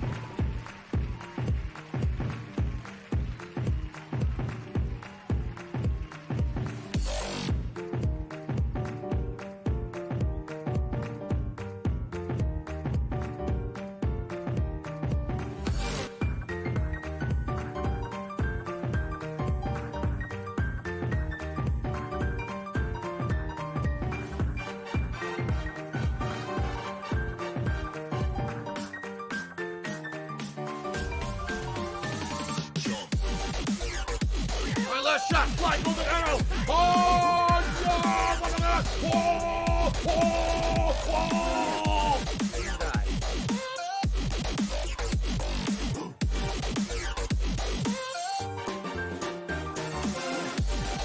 A bubble, pussy, a bitch, a movie back, blah, blah, blah, blah, blah, blah.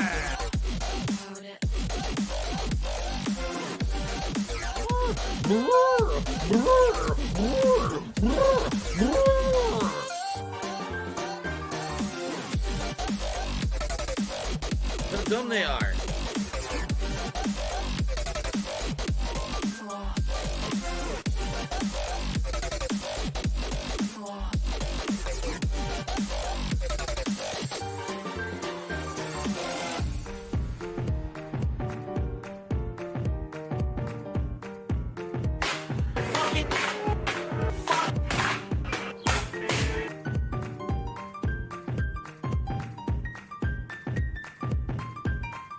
You're supposed to be following the game, following the fun gameplay, and chilling and relaxing with me. This is moronic.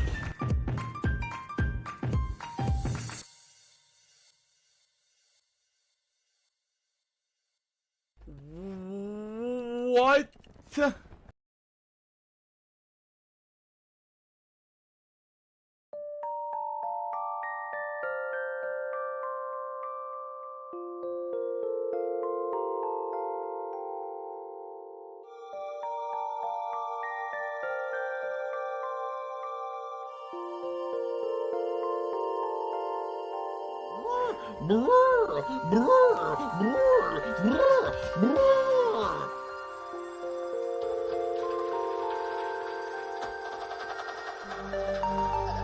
What do I do?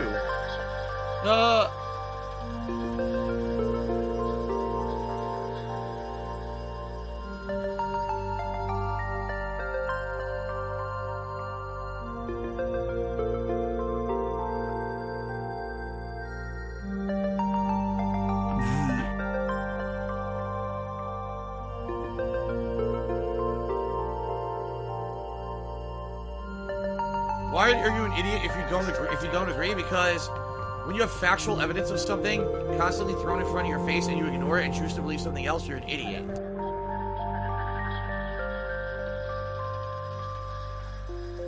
Oh, they have to bring up something personal about me. Well, go fuck yourself then. Dumb shit. It immediately negates your point when you go low blow, moron. Meow.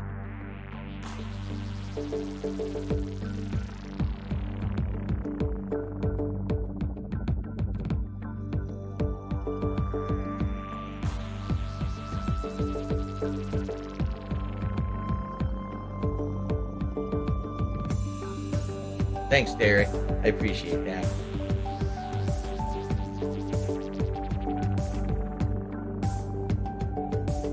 Nicks, square penis, whatever they are. I don't know. How the fuck? I always thought it was Square Enix, Piggy's back. All of a sudden, at E3 a couple years ago, they were like, "Oh, we're Square Enix." I was like, "You are? Oh, I guess they're Square Enix now." Okay. I want to watch some faggot. It's so, You guys some ready? Homo. I Thanks for the do? money, stupid fuck. I'm gay. Okay. Totally Ready? gay. Let's just do it. Let's just jump right into it. Okay. Let's do it. Here we go. Ladies and gentlemen, What do DSP I here do? yet again. And now it is time to talk about the Square Enix E3 press conference for 2021. It actually just ended a few hours ago. Actually, it was only about an hour ago. And I'm here to talk about it. I'm here to recap it and give you my reactions to it. So FYI, the show was about 45 minutes long, encapsulating a wide variety of games. No, it wasn't a wide variety of games. I'll be honest with you. It's mostly RPGs at this point. Square Enix just seems to pump out It's been RPG pretty after slow. RPG after RPG, and a lot of the franchises here are just milking for more content. As you'll see as we go through this list of games, you're like, again. It's pretty, yeah, again. Also, I hate to say it, an alarming trend with Square Enix is that they are basically focusing quite a lot on mobile games, meaning games for this guy right here, instead of a console. And for some people, that's quite alarming. I'm not putting those on to be cool. It's because we raised 50 bucks in tips and I was supposed to have them on and I didn't. For some people, it's quite alarming because they're like, we want them to focus on better games.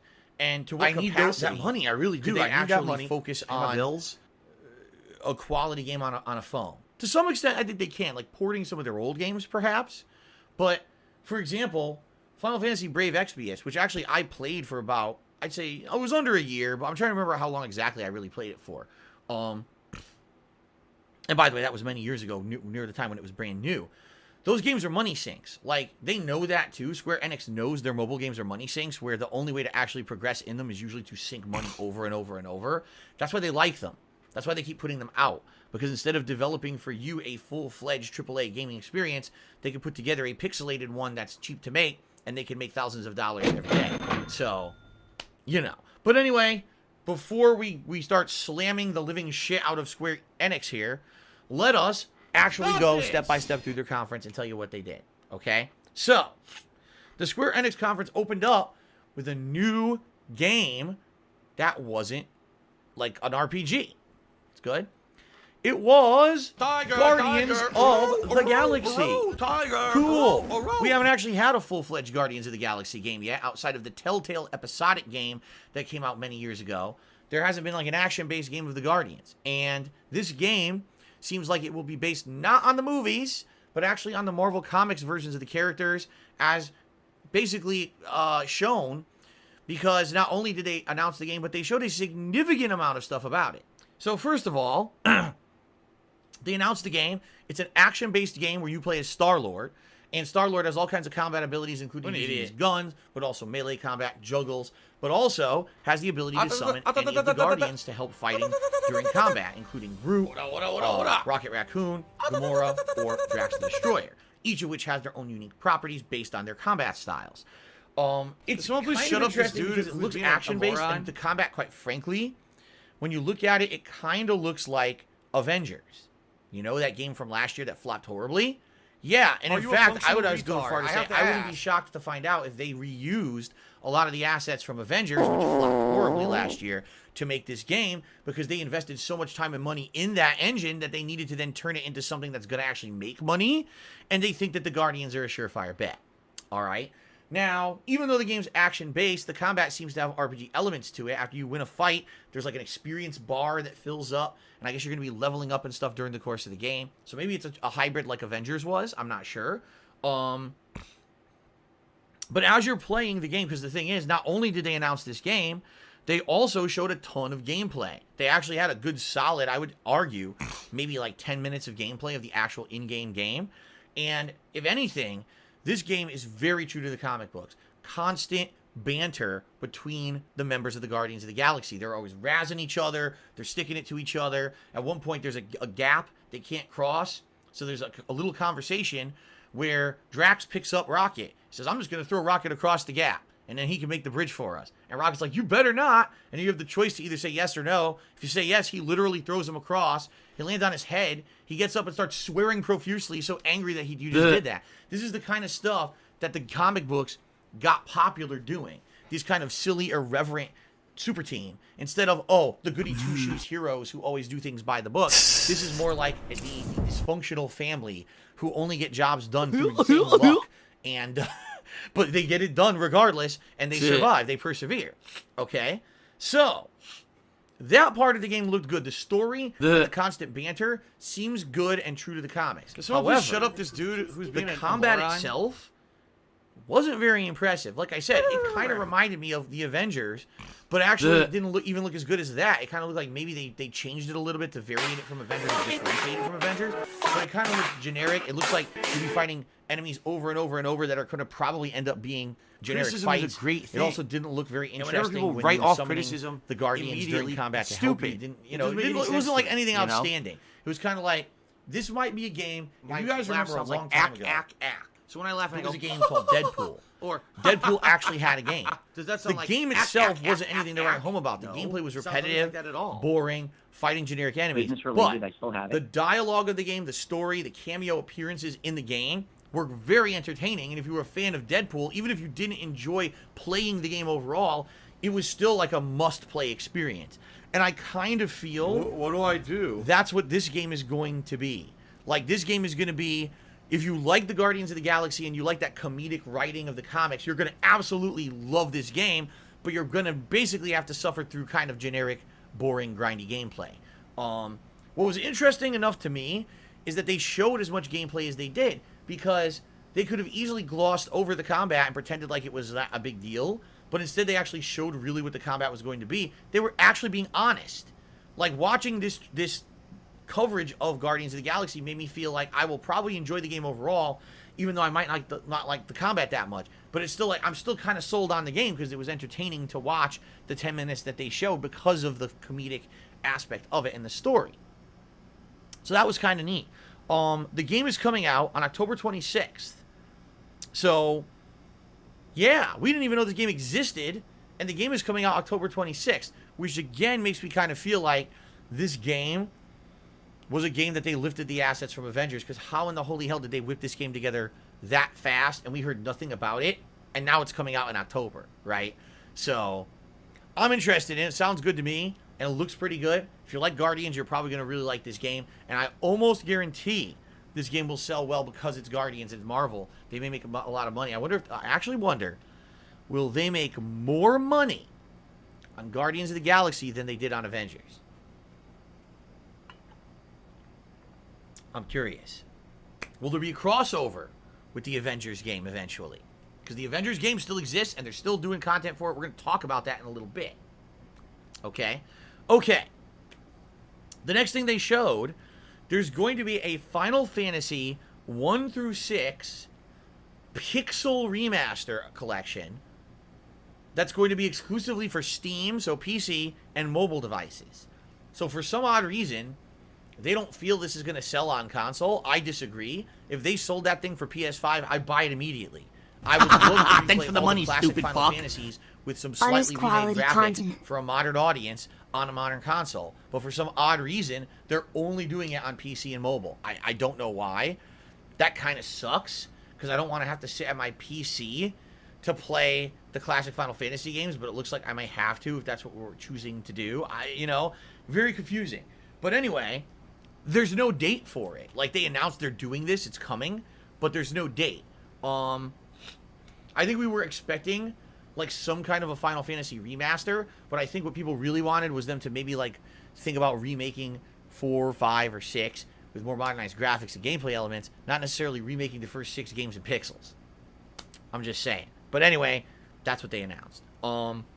Then they said Legend of Mana is coming out June 24th. I'll be honest with you, I don't know anything about this game, and they didn't show a single piece of gameplay. It was just like some anime-ish girl going, ooh, and looking all dramatic, and there was like lens flare, and they were like, Legend of Mana coming out on June 24th. I was like, great, I don't care. I don't know what that is. I mean, is it Secret of Mana? Is it a new Secret of Mana game? I don't know. What is it? I don't know idea. I don't know what the fuck it is. What is Legend of Mana? How the fuck would I know? They didn't tell me, so I don't know. Okay, then. Sorry. Went on a little bit of a tangent there. Okay. Then they announced the Avengers roadmap, which, as I said, they're still supporting the Avengers games. It's not like they dropped the games. They're still supporting the Avengers game and with all this new content that apparently is all free to play. So they said there's going to be, coming up in the next couple of months, I forget exactly when they said, I think they said it was like September, there's going to be a Scientist Supreme plotline with a new boss. I guess it's supposed to be a woman who was a supplemental character in the original game, but now she's going to become like a big boss you have to fight with a bunch of new missions. And then the big announcement was that there's a Wakanda expansion starring Black Panther coming out late this year. I think it was November, but I could be wrong because I didn't like when they showed the roadmap. I didn't start scribbling, oh, month, what's each month. I forgot to do that. But I think they said it was like November or December. Is this Wakanda expansion. And I'm curious because it's free. You don't have to pay anything additional to play it. Will a lot of people boot back up their games to play the Black Panther expansion? I'm curious. I mean, I own it. I could right now get it for PS5 because it's a free upgrade. And then I could play the Black Panther expansion.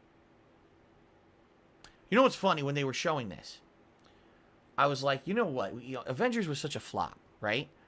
Why didn't they just make a Black Panther game? Like, why didn't they just make Black Panther the game? And then have it be a full-fledged game starring all the Wakandans, and then you could even have cameo appearances by the Avengers and other Marvel characters. I think that would sell better than Avengers at this point. You know what I mean? Like, I don't know why they're doing it this way and just keep adding crap onto Avengers. Avengers is a failed game. Very few extra people are going to be buying this game in the future, whether or not they add free content or not. So it's a little confusing to me why they're doing it that way. I actually feel if they made a full-fledged Wakanda / Black Panther game, they'd actually sell more copies than actually trying to get people to buy Avengers at this point. So I don't know why they're doing it. But anyway, I'm being told in the stream chat, actually that Scientist Supreme DLC is this month, and the Black Panther DLC is apparently in August. So that's actually way earlier than I thought. I was completely wrong because I'm stupid. Okay. So anyway, that's what's going on. I honestly, see, it's so weird. Guardians of the Galaxy gets its own game, but Black Panther doesn't. I don't know. Anyway, that's the end of Marvel. No more Marvel talk. We move on. There's apparently going to be a Hitman spinoff game called Hitman Snipers. And it comes out June 13th, but I have no idea what it is because they didn't show any gameplay. It was just like a cinematic trailer saying Agent 47 disappeared. So now you have to use your sniper skills to kill people to make up for it. And that's today, by the way, if you're not aware. That's today. So I don't know if that game is live. Is it a mobile game? Is it a console game? Is it any good or is it shovelware? I have no idea, but apparently it's coming out today. Okay. So, I already heard about this, but I didn't really know anything about it. Nier is getting a mobile game. Were you guys aware of this? The Nier franchise is getting a mobile game called Reincarnation. I guess it is canon to the Nier universe, but it didn't give any information. They didn't say when it's coming out. They didn't say what platforms it's coming out for. It's kind of frustrating. I'd be interested to know if it's a narrative-based game that you can play on a mobile device like your phone. Would it be any good, or is it going to be an addictive mobile transaction game? What's it going to be? They didn't say anything. They just said it's coming. Like, oh, geez, thanks. Anyway, Final Fantasy Brave Exvius, which I already mentioned, apparently is going to get a couple expansions and collaborations. One of them is called War of the Visions, where I guess it's going to like collaborate with the earlier Final Fantasy games or something. But again, like I told you guys, Final Fantasy Brave Exvius is like the biggest fucking money sink. That game, when an event launches, they immediately will release like 5 new characters that you have only a rare chance of pulling if you pull from their loot. Their loot, you can earn free in-game pulls like every once in a while. Very few. Maybe if you grind for like a month, you can earn a few handfuls of pulls.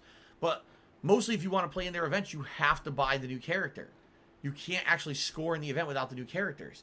So you end up having to try to spend money to buy the new characters, which is random. It's a random pull from a loot chest. It's not like you get the character for a certain transaction. It's frustrating. It's not a good game in my opinion. I liked it for a while because it had classic characters from Final Fantasy that I really liked. And then after a while, it just became a huge money sink. Like, you have to keep spending money to play. I don't want to do this anymore, so I stopped playing it. Yeah. So anyway, Final Fantasy Brave Exvius, big deal.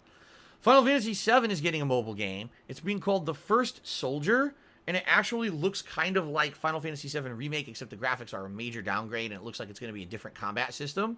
It's coming out in 2021 at some point, but again, zero information about what platform. Or actually, I take that back. I think it did say iOS and Android, but it didn't say a date, just 2021.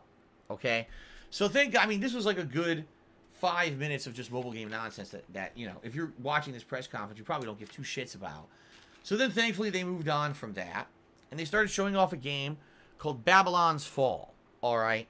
First of all, it's from Platinum Games, all right? This is the same people who made various different franchises over the years, so we know exactly what it could be like Bayonetta, maybe it could be a little bit more like Devil May Cry, maybe it could be like Nier, we don't know what it's going to be like. So they start showing the combat, and immediately I start looking at it like, this is not freeform combat. It almost looks kind of like an RPG where everything's a little clunky and maybe there's limitations on what attacks you can do and things in a certain time frame. It certainly doesn't look free-flowing like a Bayonetta or anything like that. The graphical style seems to look like a combination of Final Fantasy, Bayonetta, and what's the other game that I was thinking of? Was it Last Revenant or something like that? No, The Last Remnant. You ever see The Last Remnant? It kind of looked like those 3 games combined, like a mishmash. The voice acting was bad. They actually had voice acting playing in this trailer for it, and the voice acting didn't look very good. Or it didn't sound very good, excuse me. It was kind of like out of place and jarring and just didn't feel like it was very professional, quite frankly. So in that regard, it was kind of disappointing. They're saying there will be a closed beta released soon. So I guess since we all have questions on what is this game, Babylon's Fall, is it an RPG? Is it an action-based game? You know, it's very hard to put your finger on what is it. It is by Platinum Games, so you know they've had a good track record, but it didn't seem like it was full-fledged action. Like, it did seem like there was some turn-based concept or something to it. But there's supposed to be a beta at some point. I guess when the beta comes out, you get into it and try it out, maybe we'll get more answers. But the new game coming out, we have no information about when, though. No release date on that one. Arguably, some people were saying the game looked like a PS3 game. I didn't think it was that bad, but it certainly was confusing. Then we got to the Life is Strange franchise, of which they spent a significant amount of time on. First of all, Life is Strange is getting a remastered collection that's coming out on September 30th. This features Life is Strange 1 and all its episodes, as well as Life is Strange Before the Storm, remastered for modern consoles / new next-gen consoles, all right?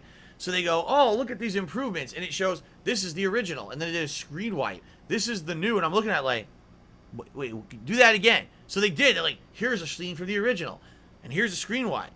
It looks exactly the fucking same. I'm not even kidding. Like, it didn't look like they added anything additional. No real detail. It looks like the lighting was slightly upgraded. But outside of that, it seriously looks exactly the same. I didn't see any enhancement at all. And they're like, oh, you know, we improved the animations. Like, are you really going to rebuy the entire games you probably already own the digital rights to? Because, by the way, those games were digital only at release, then later on had physical versions. So you probably own the digital rights to the games anyway. Are you going to rebuy these games just to get a slight lighting upgrade? I don't know why you would. You're pretty much wasting your time, I feel. By the way, Life is Strange 1, in my opinion, still the best one in the entire franchise. So that includes Life is Strange 1, Before the Storm, the Captain Underpants game. That's not really what it's called, but the Captain Underpants prequel that was free. Life is Strange 2, And then that other game they just made, Tell Me Why, which really isn't Life is Strange, but it's the same style of game. Out of all those, Life is Strange 1 is still the best. So, if you've never experienced Life is Strange before, by all means then, get this remastered collection. But I couldn't imagine a reason as someone who played and enjoyed the original games rebuying it just because they updated the lighting. Everything else looks identical but the lighting, you know? Okay. So anyway, that's coming out on the 30th. And then they did a big expose on the new Life is Strange game coming out. Which incidentally, I forgot to write the name down. Oh, True Colors. Life is Strange True Colors. Alright? So it's coming out September 10th. It's starring a new character, Alex. She's a girl who is, I guess, a new kid in town, and she has a superpower of being able to see people's emotions, which is also called empathy. So she could tell if you're pissed, she could tell if you're sad, she could tell if you're keeping a secret and you're feeling an emotion about it or not. And what they actually extrapolated upon in this gameplay preview is that you'll be able to use an ability called Nova. So if someone is feeling an extreme emotion, like they're really angry about something, you can actually make the entire environment extrapolate on that emotion to get deeper into what they're feeling and why they're feeling it. And then you have the ability to choose, I guess this is the real choice in the game, do you want to try to help that person or not, because it could have repercussions on the story. Like one example is, there's a girl who is so angry at something that happened that she just wants to die. She literally says, I wish I was dead. And the story choice is, do you want to take on some of the anger that she has in her and absorb that emotion into you to try to save her from having those suicidal feelings? But what would happen to you? Is that going to change you now overall over the course of the game? Because it could. So that's kind of interesting. But admittedly, I will still say the superpower in Life is Strange 1, the ability to manipulate time, is still the best one out of the entire franchise. So in 1, you had time manipulation. In 2, you had, what was it? Telekinesis, right? In 3, you have empathy. I don't know, you know, it still looks good. Like, honestly, it looks good to me. Like, this looks interesting to me. If it's a well-written story, I think the game will be entertaining. I just hope, and I mean this, I really mean this, I really mean this, I really, really, really mean this. Please do not ham-hand the plot to force liberal themes down our throats. I'm not saying there's anything wrong with having a liberal theme in the game. I'm all for it. Just don't do it in such a haphazard way that the game becomes fucking obnoxious. And the reason I say that, Life is Strange 2 started off good, and by the 2nd to 3rd episode, everyone in America is evil and racist. Everyone in the game was a fucking racist who hated these kids because they were Hispanic. You gotta be fucking kidding me, man. Like, I'm sorry, there's some people that just like, they want to hate this country completely, and just like, everyone in the country's an evil bigot. No! Not everyone in America is an evil bigot. There are lots of evil bigot idiots. I will admit that. I hate them. I don't like those people.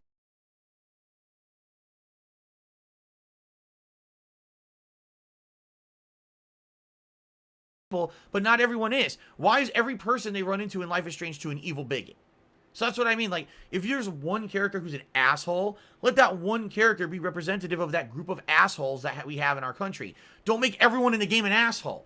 And then say, oh, our country sucks, so let's force these, you know, very liberal plot lines down your throat that everything in America is terrible and everything needs to change. Like, no, not everyone's an asshole. Not everyone's a devil in this country. We can have some positivity, all right? I hope there's some fucking positivity in Life is Strange True Colors. Okay? I'm just saying that, you know? And again, from someone who played every single Life is Strange game, I hope that their writing is much better in this one, because the writing in 2 went right down into the toilet. And I hated the fucking rest of the game. After, like, the 2nd episode, the game never got good, and you couldn't even take it seriously because the writing was so bad. So I hope that the writing's better in this one. I hope. I guess we'll find out. Okay. Moving on. There is one more major game that was announced, and it was kind of a shock to everyone. Shocked me. I wasn't expecting this. It came out of nowhere. So it's from Team Ninja and Tecmo. Okay, now Team Ninja, we know they've made great games in the past. So it's hilarious because they start showing a character who has a giant Buster Sword, and he kind of looks like a knockoff Cloud Strife from Final Fantasy VII. He's got a team of 2 other guys with him who kind of look like generic JRPG characters that would be like your teammates in Final Fantasy VII. He's running through, he's doing combat, and the combat looks like the combat from Final Fantasy VII Remake. It kind of looks like that coming. So everything you're doing is like, what the... Like, I wonder what is going on here. What is this game? Because we don't know. No clue what it is. So they're fighting all these different monsters that kind of look like Final Fantasy VII. And then they storm a castle or a base. And they say, we gotta fight Chaos. We're after fighting Chaos. Chaos is holed up in the base, guys. Let's go destroy Chaos. We gotta take out Chaos. Okay. Chaos. Got it. So then they bust into a throne room. And on the throne is a character, when they pan to him, it looks familiar. It's Garland, the boss from Final Fantasy 1. Okay? And they say, it's you, Chaos, or no, wait, that's Garland. He says, no, I'm no longer Garland. I am Chaos. And then they engage in a boss fight. And then all of a sudden it says, the name of the game is Stranger of Paradise Final Fantasy Origins. So, they're actually remaking Final Fantasy 1? That's what it seems like. Like, they're actually taking the ideas and concepts from Final Fantasy VII Remake, and they're using those assets and things, and turning it into its own game, and remaking Final Fantasy 1 with a whole new plot and everything, based on what they did in Final Fantasy VII.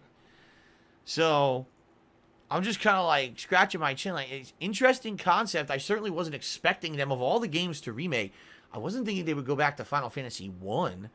But I don't really know what this game is going to be, and I guess the game is probably still early. They said it's coming out sometime in 2022. Excuse me. And they're planning on a demo for the PlayStation 5 at some point soon, but not when. They didn't give a date yet. Okay?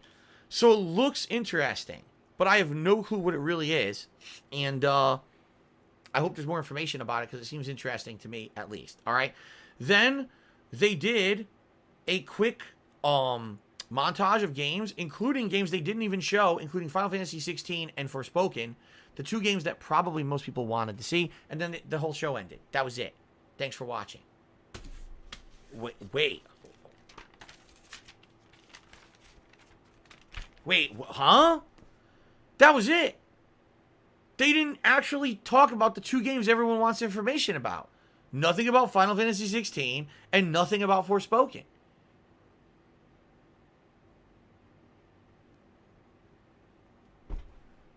That's what everyone wanted. That's literally what everyone wanted. That's what everyone wanted. That's what everyone tuned in for. We all knew that. We knew that's what we were going to be watching for. They didn't have anything. Zero. Nothing. It's frustrating. It's very frustrating when these companies tease games and then don't say anything for years and years. It pisses me off, and I'm sure it pisses you off, because this is what we want. We want information on the hot games you teased. We don't care about this other shit. Give us what we want. God damn it. And they didn't do that. They did not give the fans what they wanted. At the end of that press conference, even though admittedly, let's go through it, Guardians of the Galaxy is actually a thumbs up for me. Even though the combat looks bad, I think that the actual writing in the story might be good, and it might be a Deadpool situation, so that's good. The Final Fantasy remasters, I'm interested in. I'm pissed they're only going to be on PC, but at least I'm interested in them. Couldn't care less about Avengers. Couldn't care less about any of the mobile game shit. Don't really care about Babylon's Fall at this point, because we don't have enough information about it. Life is Strange True Colors looks interesting, and I'll definitely play that. And then this new Final Fantasy 1 game, Stranger of Paradise, could be interesting. But really, it just felt very flimsy. It felt like a very flimsy show. Like, everyone was going into this show thinking we get information about these two games, and they went out of their way to say absolutely nothing about them. And instead, they fed you a bunch of stuff you didn't even know about that was in development, which is okay, I guess. It's always good to get a few new things, but please update us on what we want, and they failed to do that. So, ultimately, a pretty disappointing press conference, in my opinion. Carlton Jr. tipped me $1.30 and said, I was pretty disappointed that the Final Fantasy VII First Soldier game is a mobile game. It actually looked good and interesting. I thought Final Fantasy Origins was good, a good concept, but it's executed badly. Seems like the Dragon Ball Xenoverse concept, but Final Fantasy, bad conference overall. Yeah, I mean, admittedly, I think this conference could have been a hell of a lot better and I feel like they really did not deliver in the key aspect of where they should have.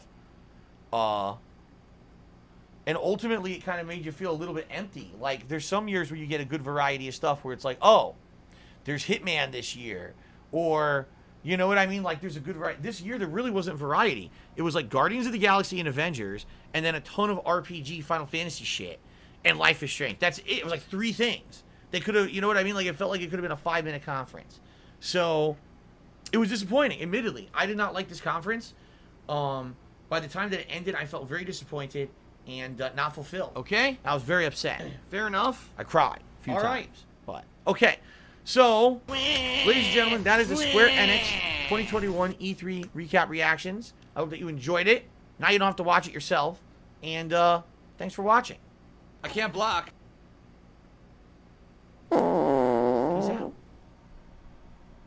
Alright. Guess what, guys? That's it. Like, we're done. I have nothing else to do, and sadly, with only 45 minutes left, we don't have time to do anything.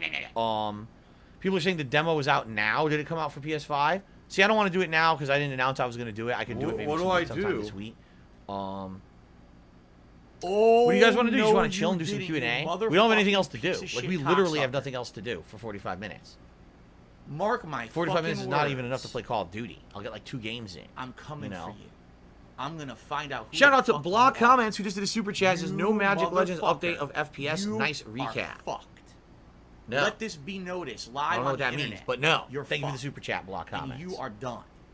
Download the demo? I mean, I can, but let me see if I can find it. Grab some salt. Oh shit, I almost fell. Let me see.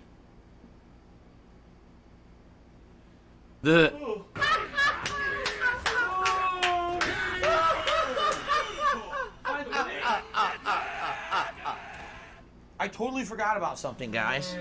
I actually got a tip that didn't show up on the stream, and I completely forgot about this, and now I feel bad. It was from 1 Minute Man. He tipped $25 around 2 p.m. I totally forgot to add it, so we're gonna add it right now. I need that money. I really do. I need Let's that do money that. to pay my bills.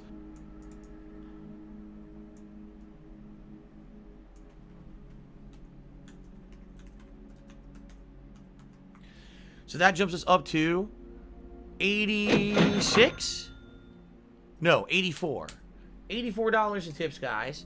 Thank you for the support. Again, I do need help with tips in the next week a lot. If you guys can contribute via tipping, I would really, really appreciate that. Thank you to anyone who does. We got about 45 minutes here to just kind of chill. See if I can find this demo. I'm playing a woodwind instrument. I'm Japanese. So it's called Stranger of Paradise. Let's try that. Tiger, tiger, I put an STR and it gave me tiger, try. Life is Strange. Stranger space of. No, I got Sword of the Necromancer, Rock Band, Stranger Things 3, I've been and smart Rock with Band. my money. I didn't blow all the Where is money this that I demo? made. What is it called? Does anyone know what it's actually called?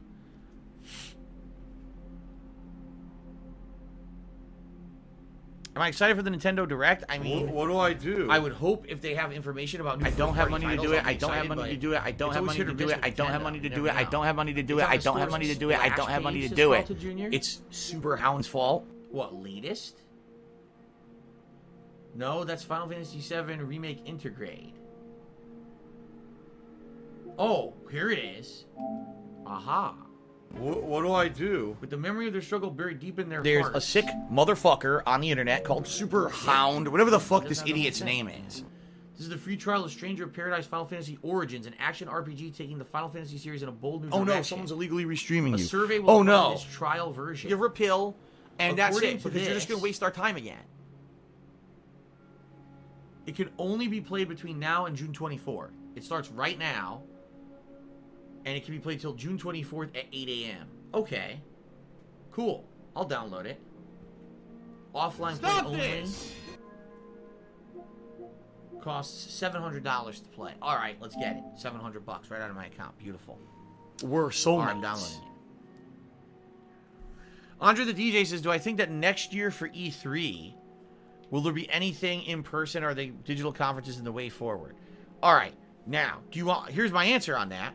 It should only be digital.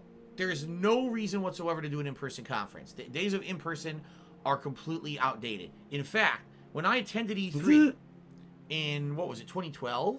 I don't know if it was 2012 or 2013. I always get it confused. It was the year that Injustice, they showed off Injustice, and they showed off a bunch of other shit. It was the year that Hitman Absolution came out. So I think it was 2012, actually, right? So the year that I went to E3. Very confused. All right. Was it fun to be there in person? Yes. Was it? Are you a functional retard? I have to ask. The big booths, to see the setups that they did, the fanciness of everything. What? It was very nice. It was, admittedly. The production values of being there in person and everything. It's a nice, unique experience. But looking at the event, seriously, I didn't even know about half the shit, because you have to wait in line for a lot of those things, and you sometimes can't see them all. And the amount of time that you have with the amount of people that are there and the amount of wait that you have to do. In addition, they announce a lot of things at the press conferences and things that aren't even on the show floor. So half the time, even if you're at the show, you still have to watch the digital conferences to get all the news. So when I was there, here I am there with John Rambo, and we're there for a whole day. If you're going to be an asshole, walking you're going to be around, treated like an asshole. waiting in You're going to line be for shown the demos. door. And I remember we saw Metal Gear Solid Rising Revengeance, and we did a hands-on demo of that. And I played Hitman Absolution. And we saw Tekken Tag Tournament 2. And we waited in line, and we did Resident Evil 6 together. Best That was game cool. online, Both it really playing is. in the Trash. same room at the same time, doing Resident Evil 6 demo. And I'm sure I did more than that and filmed it. Remember, we were in the Watch Dogs event where we saw Watch Dogs presentation for the first time and all of that. Okay? And, oh yeah, we also saw XCOM, and we saw Injustice for the first time. So we saw all this stuff in person for the first time. But then, Hype we train. went online at night into our hotel room, and we went on to the E3 digital stuff, and we actually learned more doing the digital stuff, like watching the digital stuff, than when we were there in person. I'm not even kidding. Like, sitting in the hotel room on a laptop, I love Hulk Hogan's watching dick. the videos. We learned more about the games than being there in person. The in-person experience, quite frankly, is just kind of like an outdated thing. It doesn't need to happen anymore. There was a time before we could do everything digitally where it made sense to have an laugh in-person sounds like E3. But over the years, So when since I laugh, I I've go, been there, E3 has gotten worse and worse. Every year, people who Does that go there sound to like cover it for journalism purposes complain No, the it sounds conference has like become that at too much all. of a convention.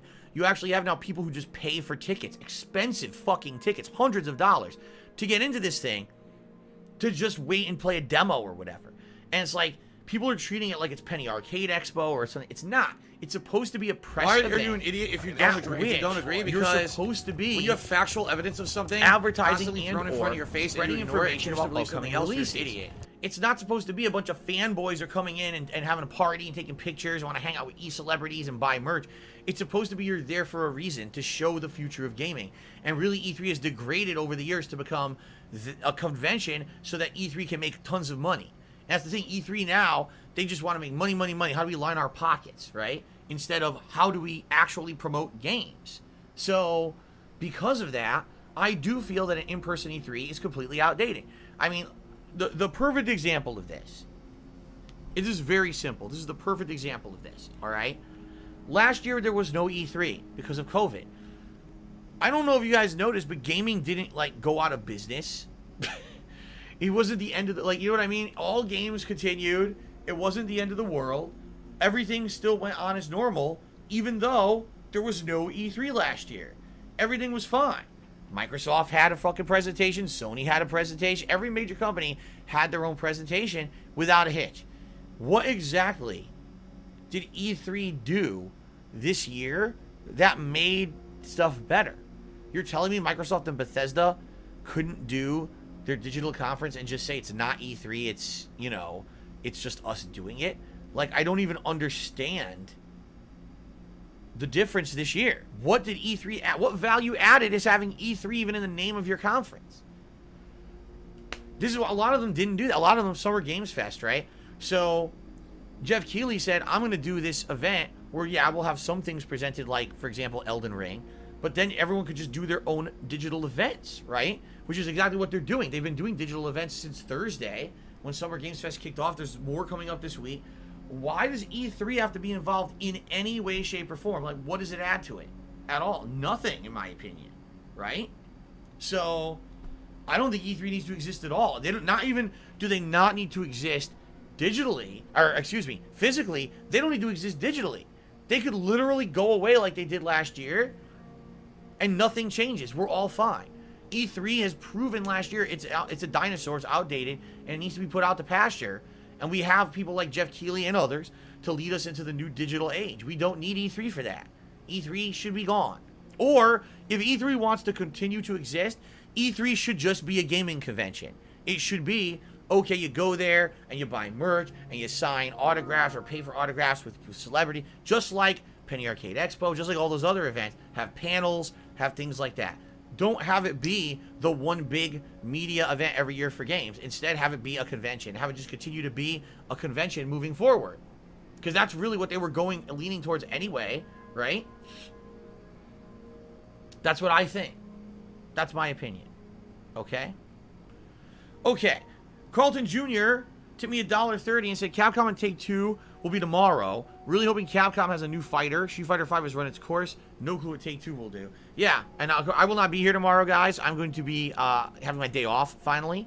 So I will not be here to cover those. But like I said, at the end of this week on Saturday, I'm going to be doing... Actually, so that's what? Less than a week. It's a week. It's this coming Saturday. I'll be doing a cumulative best, worst of both Summer Games Fest and E3 countdown. I'll be talking about what I really liked from this week, what I don't like from this week, and I'm going to be generating a schedule now of games that I will be covering over the next several months for the rest of the year, so we know exactly what month to expect every game every month. You know, we'll have a good idea of the landscape of games between now and the end of the year. Okay? Madara's God said, plus the Game Awards is now a big thing. It's been getting better for the last 5 years, and I agree there. I told you guys what I don't like about the Game Awards, but I believe the Game Awards is getting better and better every year. Yes. Gold, Silver, Ice Storm. No, I will not be doing a recap reactions to the Nintendo Direct. What I will do is talk about it on my streams on Tuesday. Like, I'll be honest, this week alone, just right now, and then on Saturday, taking 2 major streams out of my playthroughs. Already, there's games I'm only playing once this week. I'm only playing Fallout New Vegas likely once this coming week. And I'm only playing Mass Effect 3 likely once this coming week. Because I'm doing something special with that podcast. So, I don't want to keep taking away. So, I'll just talk about that during the recap podcast that I'll do on Saturday. Okay? Plus, let's face it, Nintendo probably won't have a lot to talk about anyway. Alright, BattleDuck 9000 tipped me $4.20. He says, we did have less rushed and broken releases thanks to the lack of E3 last year. Okay, fine. We actually have Cyberpunk 2077 to thank for that. Everyone wised up from that mess. Yeah. I mean, I don't even think I have anything additional to say about that. That was just such a disappointment. That's going to go down in gaming history as one of the biggest fails ever. I don't know how anyone could really top that. That was so bad, man.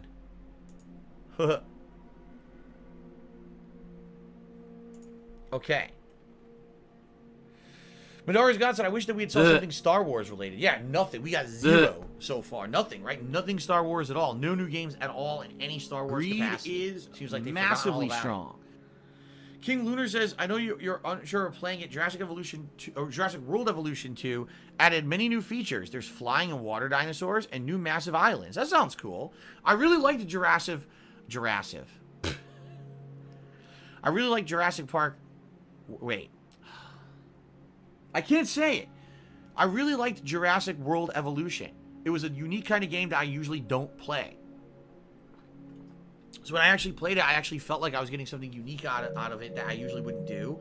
And it was actually quite a relaxing time when I played it. So I'm very interested in playing Evolution 2. I don't know if how it'll go over, but I am interested in it. Okay? Snowcurl says, why is Nintendo so children's focused nowadays? What happened to their games for regular people? I don't think they're children's focused. I think that their first party games are focused on a worldwide audience. They're not just looking for children. They're looking for everyone. I mean, admittedly, with the Switch, there are games that are more for everyone, family friendly, but there's been other games too.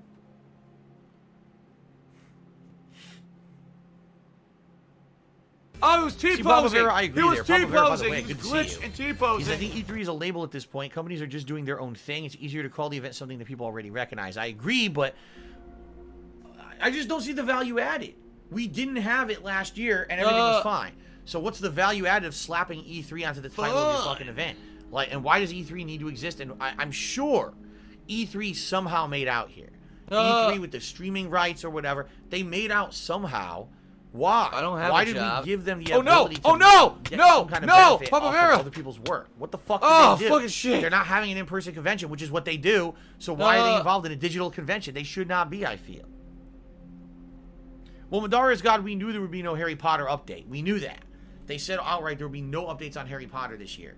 So that, I feel, you know, kind of unrealistic expectation when they kind of forewarned everyone. Oh yeah, it's been announced Ubisoft is taking over the reins of the Star Wars franchise. Oh boy. Oh boy. More open world, crappy side content. Star Wars now. Tiger. Excellent. Tiger. Snow Girls with Pokemon Snap, new Pokemon games, Mario, all 100% kid focused now. What games are for adults from their stable? What's that one that was on Wii that was black and white because it was so gory? That's you should go play that. It's only like 13 years old or something. I can't remember what it was called. Eternal Laybomb says, what should my first Elden Ring be? Elden Ring build be? It should be the deprived, nude, fist-only run. No rolling. Yes.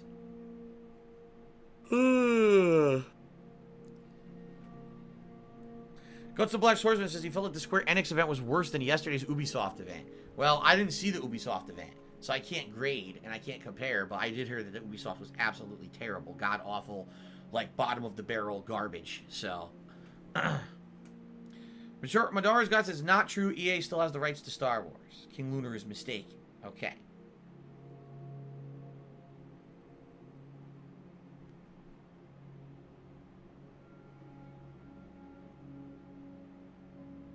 It's rising. I don't know. He just thoughts on Ubisoft. He thinks they're going to crash and burn and end up just making mobile games soon. I guess really what it depends on is how much money they have. Because if they have enough money to put out games that are failing, it doesn't really matter that they're failing. You see, kind of like Nintendo. Nintendo can make money hand over fist selling games. He mashed the button and got a random So it throw. doesn't even matter if they make a good game or not, right? We don't know how much money Ubisoft has made over the last several years, so we don't know how much padding they have. Carlton Jr. asked, do I think Far Cry 6 will be good? I hope it's good. What I saw today I thought was interesting, but you can never tell. With what they show you at these trailers and conventions, you can never really tell. Alright guys, I'm going to be here for about another half an hour, FYI. Do you want to play the We'll do fucking some Q&A game? for the half an hour, I guess, if you guys just want to chat it up. Thanks to everyone who contributed so far today, including Kings, who's the Kings. top tipper. It would be great if we could hit the vest goal in the next half hour. We're almost there. We're nearly there. I mean, it would be stupendous if we could actually hit the tips goal. That would be even better. I need that money. I really do. I need that money Okay. to pay my bills. Best game from today. Overall, the best game out of everything we saw today. Let's see. A whale. Oh, that's cool. Today's been incredibly slow. Let's take a look, shall we?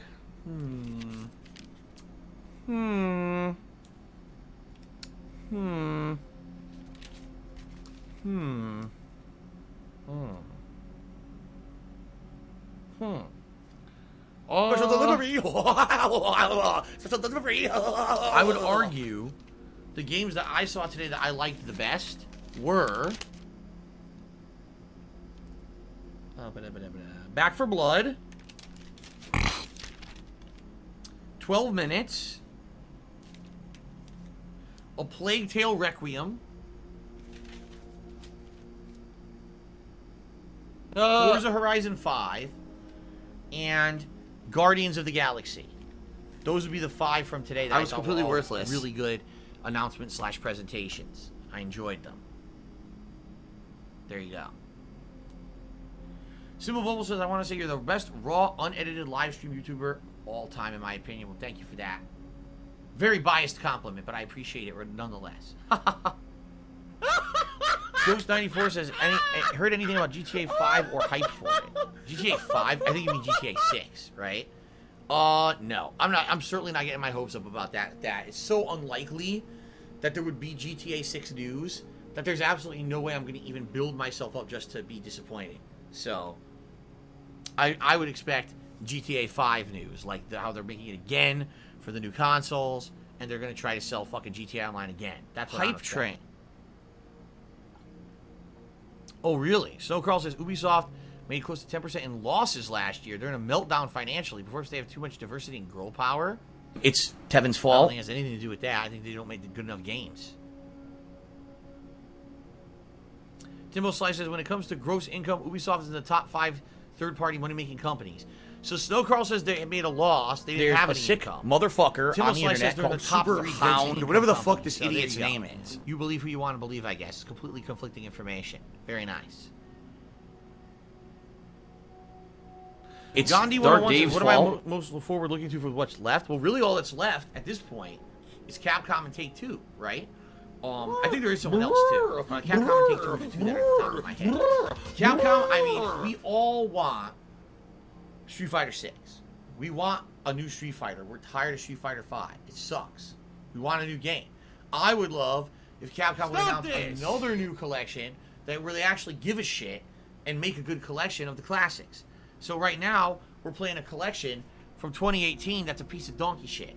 I wish they would actually make a classics collection that had features and good online play. I don't think we'll ever get that.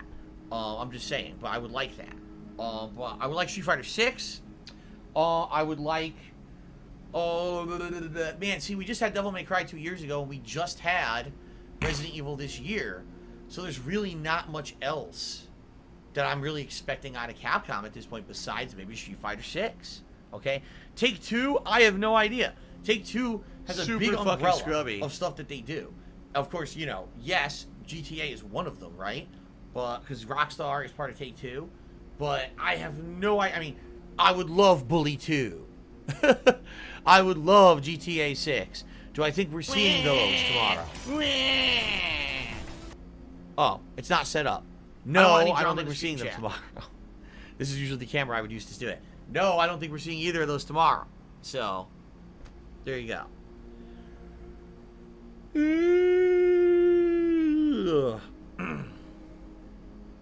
Ellipsis is Dragon's Dogma 2. I would be good. I would like Dragon's Dogma 2.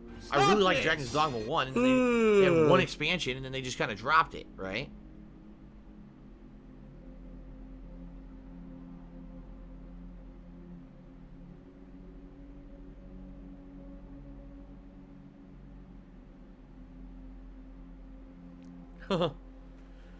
WWE 2K22, that is true. I didn't even think about that. Yeah, Take-Two owns 2K Games. We absolutely are going to see the new WWE game. Absolutely we are. You're right. That, I guarantee you that'll be in the Take-Two show tomorrow.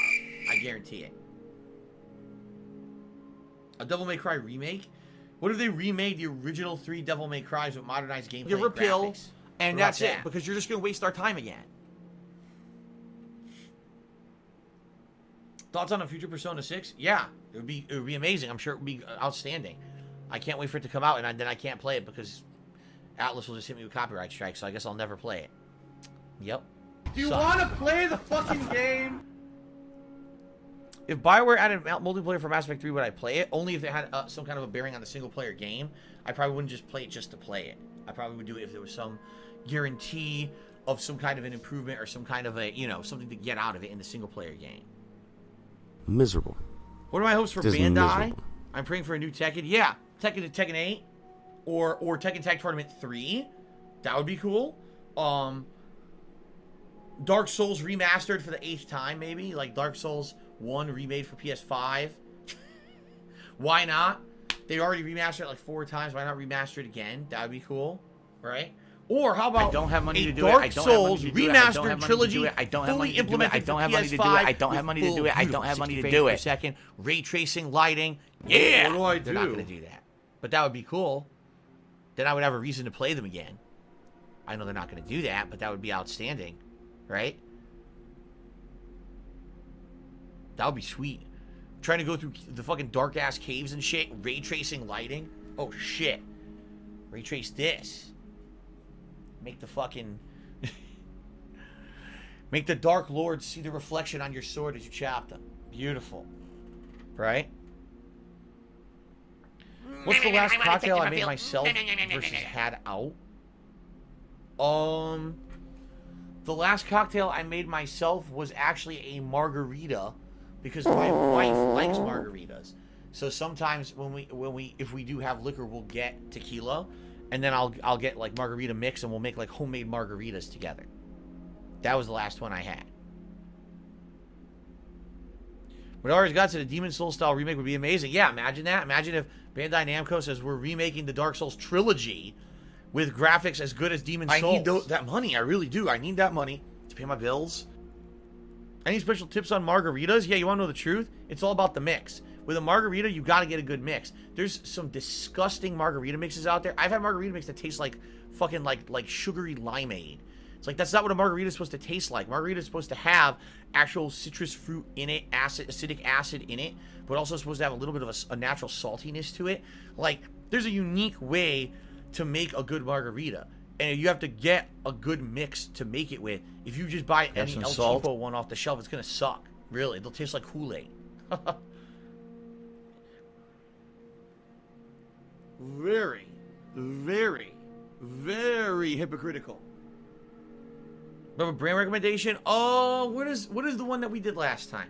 It was a weird one because it was like two guys.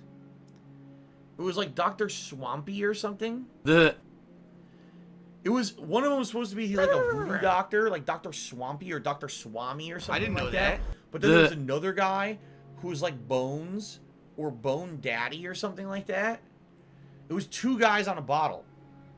And the reason I got that one is because all the other ones that the store had would look like Kool-Aid.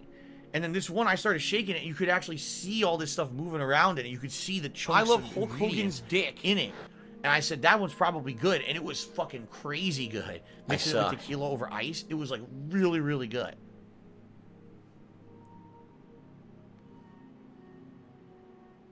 That's right, Gandhi. He said if they remake Dark Souls, you'll rebuy it for the 6th time. You're right. I suck so hard, man.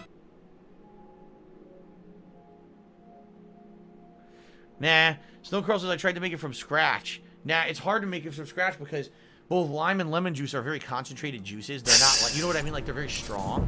So trying to make it from scratch, you end up not getting the right ratio. Yeah, that's why I'll buy a mix over trying to make that shit from scratch. If they announce Street Fighter 6, does that mean Virtua Fighter will be replaced once it releases? I just started playing Virtua Fighter 5. Like, there's no way Street Fighter 6 is coming out anytime soon. You don't have to worry about that. Will I play Uden Chronicles? Oh, it was T-posing! And if it really is from the makers T-posing. this weekend, maybe I will. But I mean, it's such a far ways off. The earliest one's coming out in 2022, and the other one's coming out in 2023, so... It's been pretty slow. Kyle Cruz says, which company at E3 conference you and is the worst? It's a tie. It's always Ubisoft and EA. They suck shit. Every year they're terrible. I don't think there's ever been a year where they blew me away. They're bad every time.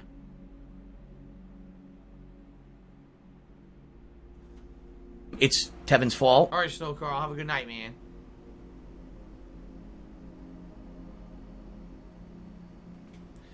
Turtle Dude took me $1 for 30s and announcement I want from Rockstar. We fixed the controls in Red Dead Redemption 2 or GTA 5 to controls that aren't awful and nearly game breaking. Also, there's a Max Payne 3 port to modern consoles and Max Payne 4 announcement, and you can now join Red Dead Redemption 2's Turtle Cult. Andre the DJ just tipped me $5.55. It's a very big thank you for recapping. It saves me the time. We can't view those conferences, but it's great to get your fresh take the day of the presentations. You're welcome, Andre. That's what it's all about. I know people, it's a tradition. See, this year, I almost wasn't going to cover it at all, to be honest. I was just going to do my podcast at the end of the week, but a lot of people that was just genius level talk today about this stuff, especially the Microsoft Bethesda one's the biggest one. It's the first time they ever did a co-conference. So a lot of people were actually expressing interest in seeing me do this regardless, even though I knew I wasn't covering everything, and I said, all right, I guess I'll do it. So, yeah, one major gameplay stream has been lost. It ain't that big of a deal. There you go. Madara's got said that year that Ubisoft had 45 minutes of rainbow dancing furries. Remember that? Highest Darkness says, I wish I could get a Chrono Trigger remake. Anyone who played those games back in the day probably feels the same. Why do they ignore those amazing games from back in the day Meow. and never remake them? I don't know. Exactly. Carlton Jr. says Ubisoft disappointed him. They didn't show Beyond Good and Evil 2. Wow, what a At this moron. point, is the game You even should've just does it stood even still. exist? Paid attention, Or dumbass. did they actually like just fucking shelve it at this point? You have to think, if it's in this long in development, they probably have redone it or something. It's probably just gonna fail. I don't think it's gonna do anything. Cigar did a $4.99 super chat. Says, Phil, I've been a huge fan of yours since Uncharted 2 in 2009. I always look forward to your videos. Thank you for everything. God bless. Thank you. Thank you for the super chat support. I appreciate that.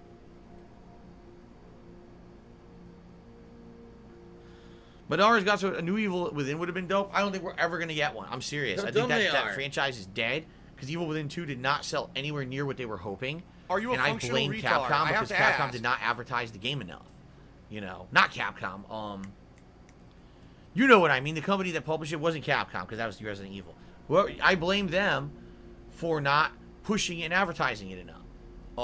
They didn't. do I like, do? like Evil Within 1, I saw ads on TV. I saw shit everywhere. Evil Within 2, I didn't see any promotion for it at all. They just acted like it was just coming out and like, damn. Especially because the game was so much better than the first one, yet no one talked about it. It was Bethesda. That's right. Thank you. Had it confused there in my head. Virtua Fighter 5 is tonight, 6:45 p.m. Pacific time. I'll be playing with Shun D, Will not the hear Drunken any Master yet complaints again. from me now. Probably going to try to remember how the fuck to play because I haven't played it now in almost a week. So I'm going to try to remember, you know, the stances and everything. This and go is from there. moronic. Okay, that's tonight.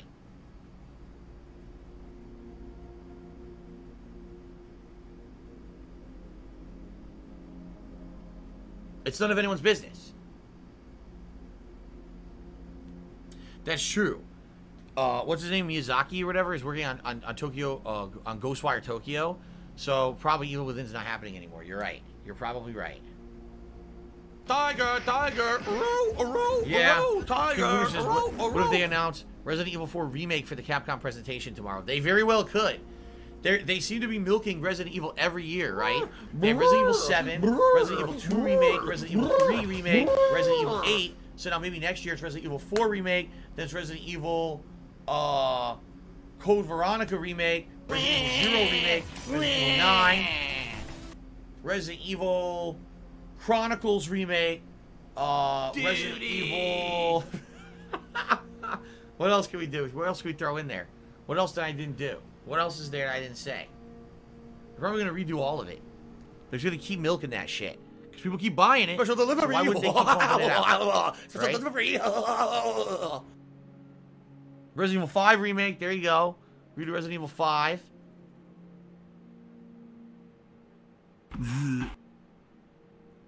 Resident Evil Umbrella Chronicles remake. Right, the Umbrella Chronicles. Those are the shooter, the on-rail supposed to be shooter. following the game, following the They fun could gameplay, remake and those. chilling and relaxing with me. I don't have a job. Resident Evil 1 remake. They remake You the repeal, remake to now play like and that's Resident it, Evil because 2 you're just gonna remake. waste our time There in you that. go. They could do that, and they'd probably sell. I almost guarantee it. They would sell.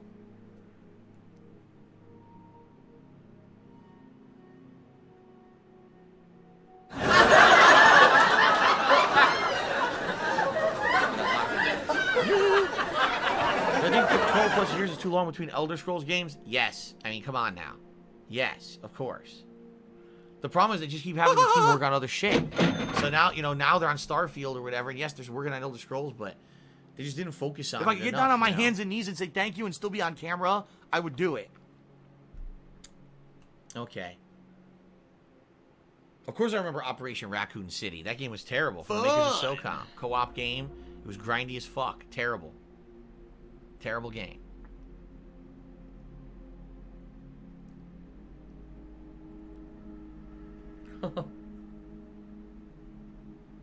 Alright guys, so last chance. I need those. Last money, minute I or really two do. here, I need last that couple of money. minutes where I'll Pay be my here. bills. Any questions, anything to talk about, any last minute contributions, anything.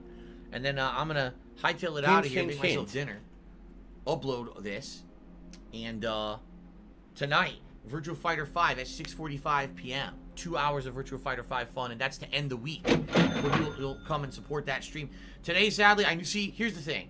I knew doing E3 stuff like this today was going to be different, and I knew I wasn't going to get the level of support that I've been getting recently on my streams because of it. I knew it. So I hope that tonight, as a normal stream, you guys will come support the late stream of Virtua Fighter 5. Because obviously, you know, this is the end of my streaming week. What's for dinner? I don't have money to do it. I don't have money to do it. I I don't have money to do it. I Parmesan don't have money to today. do it. I don't have money to In the do it. I don't have money to do it. I don't have money to do it. I mean, she finally gets a day off tomorrow. We get to spend the day together tomorrow. Finally.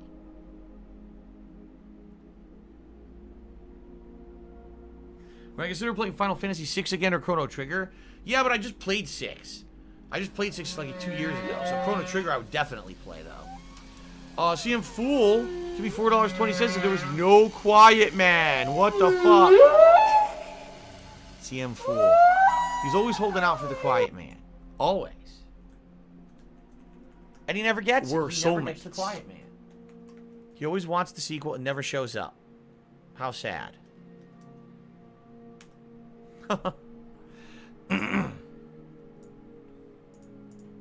Okay. Meow.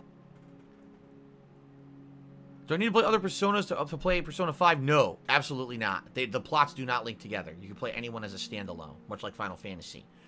Andre the DJ says the increased number of remakes just to make a remake seems to be just as bad as the paywall DLC from back in the day. Remakes are the remakes. They're good, man. See you later, Timbo. See you tonight for Virtua Fighter. My thoughts on Rabbids 2. I didn't see anything of it. I didn't see the Ubisoft press conference, so I didn't see anything about it. I'm sure it's going to be good. The first one was good. So I'm sure this one will be good too.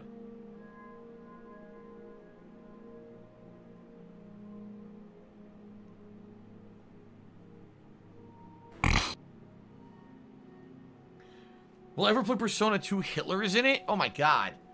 I heard that Persona 1 and 2 are incredibly outdated. Like, they're so outdated, they wouldn't even be fun to play in a modern setting because they don't feel like modern games. So I don't know if I should even bother. I might be setting myself up to fail and not like them. You know what I mean? I didn't talk about Atomic Heart. Yes, I did. Absolutely, I did. I said it's like a futuristic game. There's a bunch of robots and cyborgs and stuff in it, but it really didn't explain much about the game. It just showed a little bit of gameplay, and that was it. Didn't even have a release date. But I mentioned that. I fantasized about... Yes, I had an ear infection after playing The Quiet Man. That's correct. By the way, I should say, 6 months with no ear infection. The last ear infection I had was early December 2020, and now here we are, you know, over 2 weeks, about 2 weeks into June 2021, no ear infections at all. Haven't even had pain or nothing in my ears. So, basically, alternating the streams that I wear this I works. don't care. But I need to I did alternate nothing the wrong. streams. If I wore did this every everything single correct. stream, the ear infection would probably come back. But because I'm alternating with the headphones, it allows me to Say goodbye. stop that from happening, which is good. It's good because when there's a big high-profile release, I wear them, and then I can enjoy the audio. But then if there's not a big deal or an ongoing release where I don't really care about hearing the audio so well, then I don't wear them. And it's worked perfectly. So I'm happy about that. That I found a solution without really finding the solution. You know what I mean? Because I never got to go to the fucking doctor. I never got to. I had an appointment. I had to cancel that appointment for personal reasons behind the scenes. There's a reason why my wife and I could not make it the original date. I tried to delay the appointment, but then my wife got a new job, and we didn't know her schedule. So I basically called the doctor's office. The Ziggy Piggy is here. To make an appointment for like the middle of a week in a month, and they said, we can't. We're booked. I was like, you gotta be kidding me. They're like, yeah, like we could schedule for like 2 months or something. It was ridiculous. So I ended up never going. The problem is, if you've done something as bad as an excruciating ear infection, they should fucking get you into the doctor right away. But they don't. They refuse to let you. You have to wait like 2 months to see the doctor here. So there's no point. By the time you go to the doctor, your ear's fixed. Stupid shit.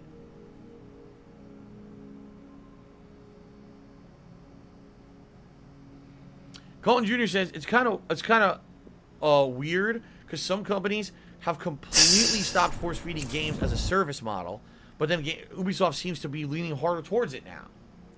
Yeah, it's all about money. It's all about money ultimately, and Ubisoft thinks that they can make some extra money, so they'll do it. You know. Alvin Aponte is to be $1.30. So, ladies and gentlemen, we have hit the $100 tips goal for today's. I need that money. I really do. I need that money to pay my bills.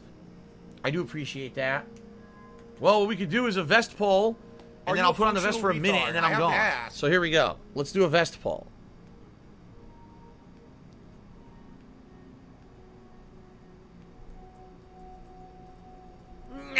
want attention from Phil. I wore red last night, so we'll do beige. Oh, no, I did wear camo last night, didn't I? I'm just going to throw 4 colors. I don't even know what I wore last. I'm going to type these 4. There we go. There's the poll.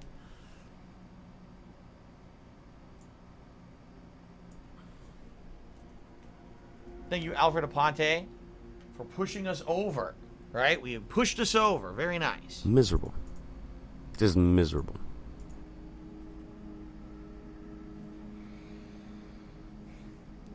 Yeah, a few of these companies are making a ton of mobile games now. It's weird this mobile games push because these companies were so adamant against not doing it for a while. Then all of a sudden they saw all these other companies like Zynga and shit started making hand over fist crazy money. And that's it. Did you know? Waste our time again.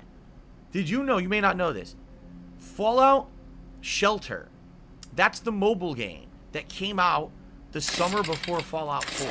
Did you know that Fallout Shelter made way more money than Fallout 4? Especially because Fallout 4 had a big budget and everything for development, while Fallout Shelter is this crappy Flash game essentially. And yeah, Fallout Shelter actually overall has made way more money than Fallout 4 did. And that's a shame. Because, I hate to say it, Fallout Shelter is not a very good game. It's boring. It's repetitive. You play it for a few hours, and you've seen everything in the game.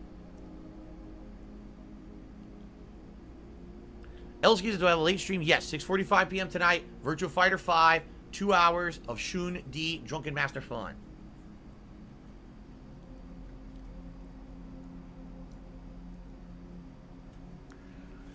True. See, Dingle McChee says mobile games are some of the most played games in the world compared to PC and console. True, but why?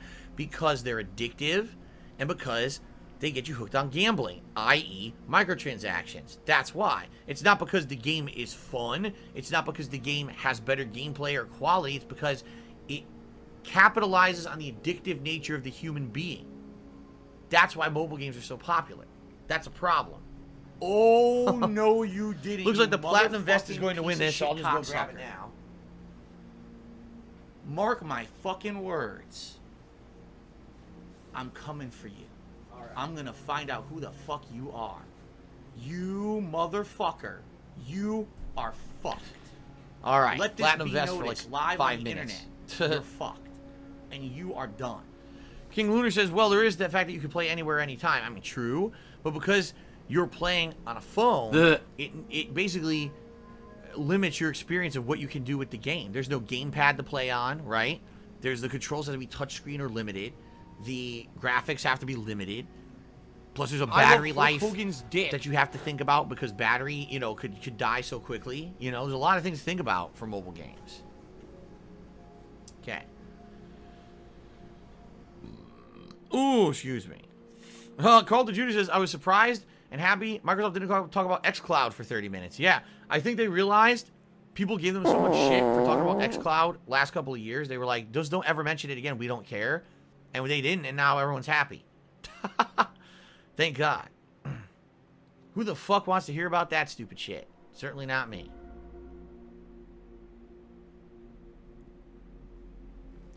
PlayCool92 has tipped me $1.30. Says, I discovered Shin Megami Tensei 4 on 3DS recently, similar to Persona 4. It's very addictive and fun. Huge scope for a portable game. Would you recommend it? Are you hyped for Shin Megami Tensei 5? I don't know, because I haven't played any Shin Megami Tensei games. I actually don't know the difference between those and the Persona franchise, so I can't speak to it at all. Some people say Shin Megami Tensei is good. Some people say it's not as good as Persona. So apparently there are different schools of thought on the subject. Yeah. Super fucking scrubby. Ultimate Shadow says, do you feel Halo Infinite free-to-play multiplayer will be aggressively monetized like a mobile game? I mean, if it is, it'll be the first time ever. I don't even know how they could, unless they actually have, like, oh, skins cost money or something. I don't know. Is there anything I want for the new WWE game? Yeah, I want it to work. I just want it to work. Because the thing is, yes, Sometimes when it has a fun campaign mode, that's cool. But primarily the reason I got the WWE game was to do some sims. I would always do sims around the holidays, and sometimes I would do maybe 1 or 2 special sims during the year. And then there was nothing last year. 0, because the game didn't work at all. So, yeah, I just want it to fucking work.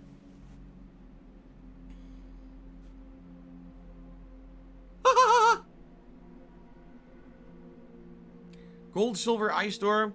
No, I don't wear this vest on my days off, but I sleep in it. I always sleep in this, so I feel like an astronaut. There you go.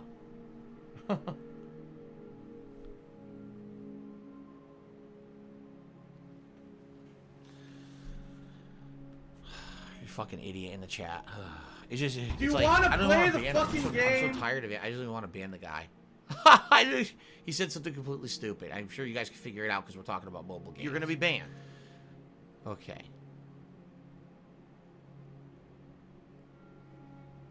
Ah! What do I think about the new Sonic game teased recently? I don't think about it at all because we know nothing about it. Sonic is the rumors. You're not welcome on my streams. Period.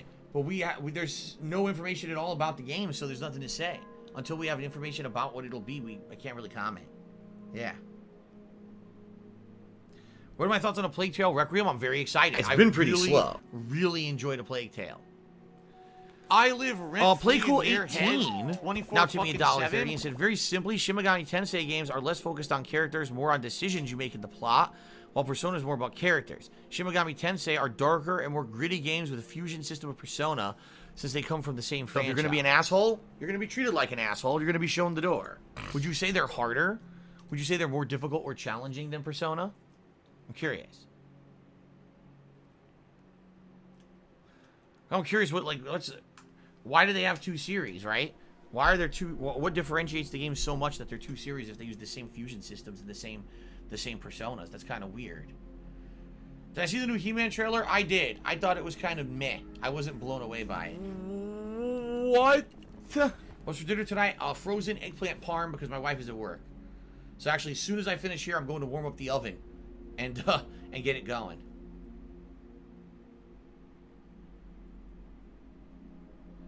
Shin Megami Tensei is apparently absolutely harder than Persona, I'm being told. Like, way harder. Huh. Has some of the hardest turn-based gameplay in all of gaming. Holy God. Okay. Alright, guys.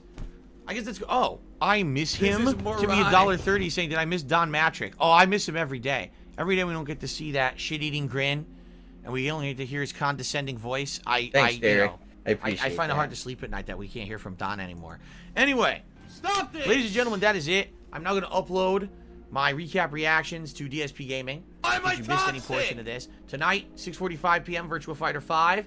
Remember, I will not be here tomorrow. I'll be back on Tuesday with the continuation of Fallout New Vegas and the conclusion of New Pokemon Snap. Thursday will be the continuation of Ratchet and Clank paired with MLB. Thursday will be the continuation of Mass Effect 3 paired with Call of Duty. Friday will be probably more Ratchet and Clank or Fallout, depending, paired with Street Fighter. And then Saturday is my big roundup podcast where I'm going to talk about all the news from everything that's been happening this week, including the stuff happening tomorrow that I won't even be here for. We'll cover all of it and give you a big schedule update and everything on Saturday. Okay? Thank you guys very much. I hope you enjoyed the stream. I will see you all tonight for Virtua Fighter. Peace out! Are you a functional retard? I have to ask.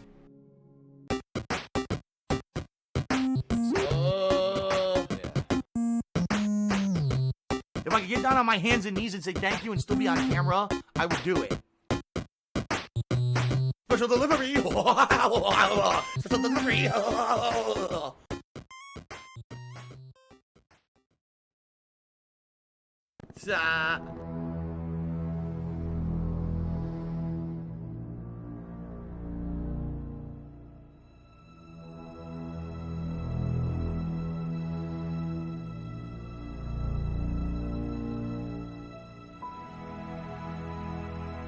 Say goodbye.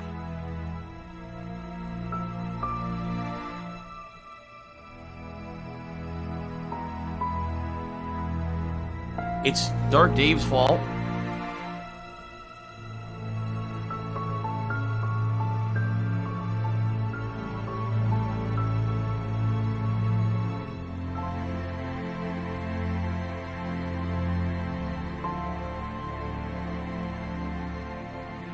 say goodbye.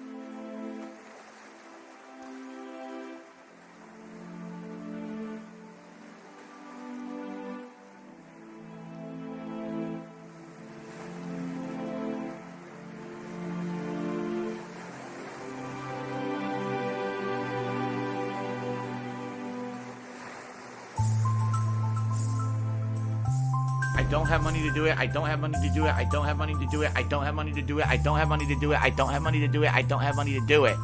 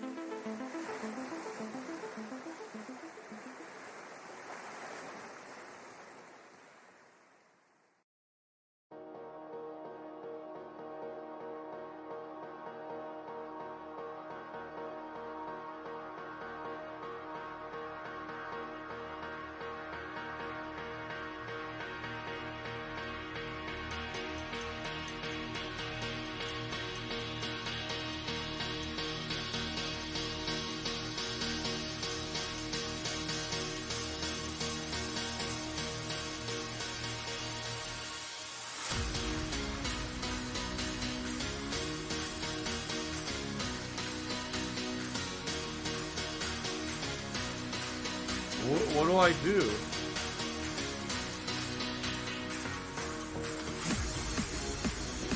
I need that money. I really do. I need that money. Pay my bills.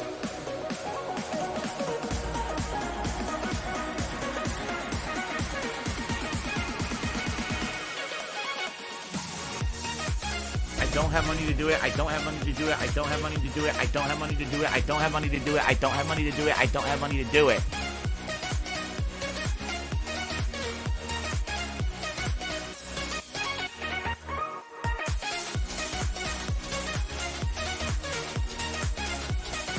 If I could get down on my hands and knees and say thank you and still be on camera, I would do it.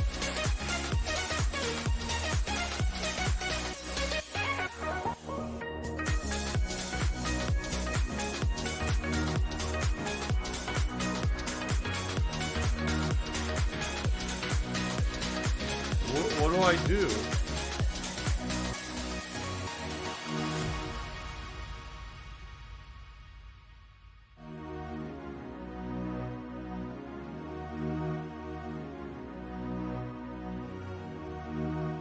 What do I do?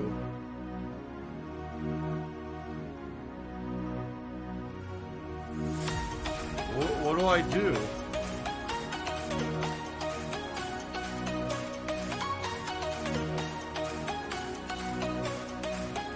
What do I do?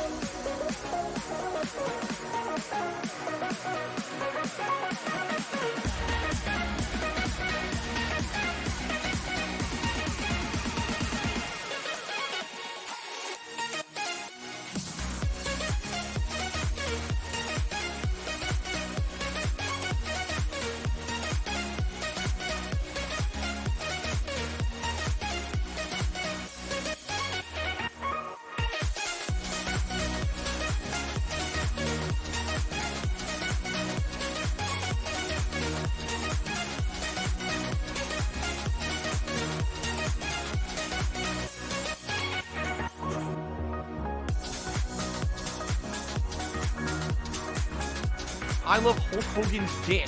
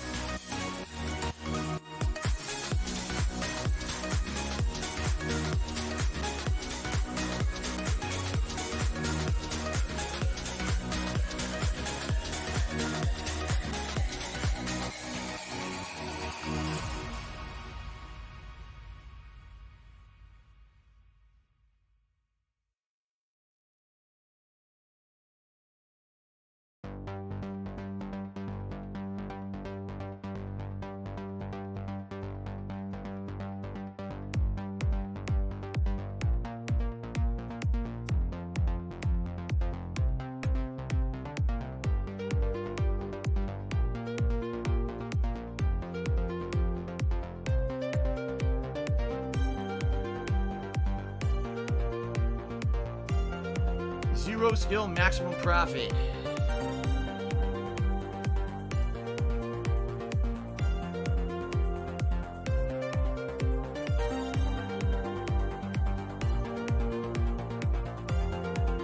Meow.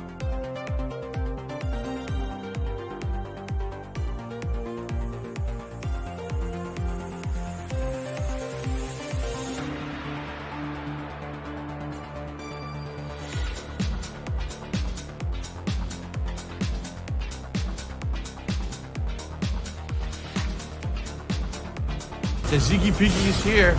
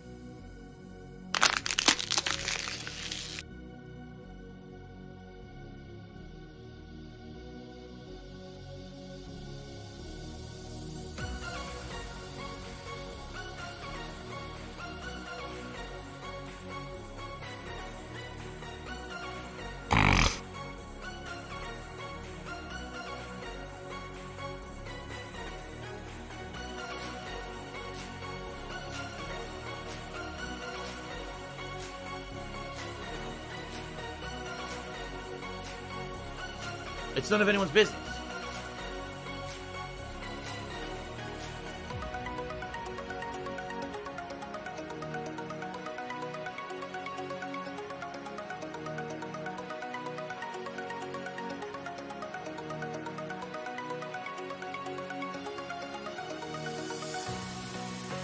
It's been pretty slow, not gonna lie.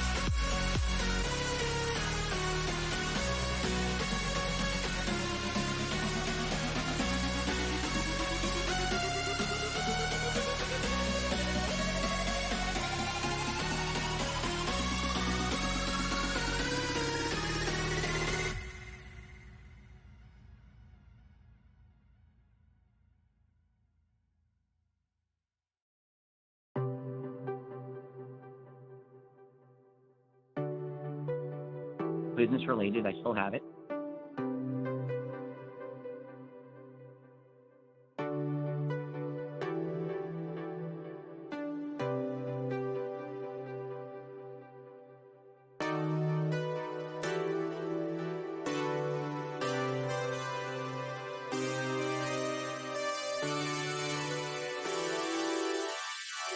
If I could get down on my hands and knees and say thank you and still be on camera, I would do it.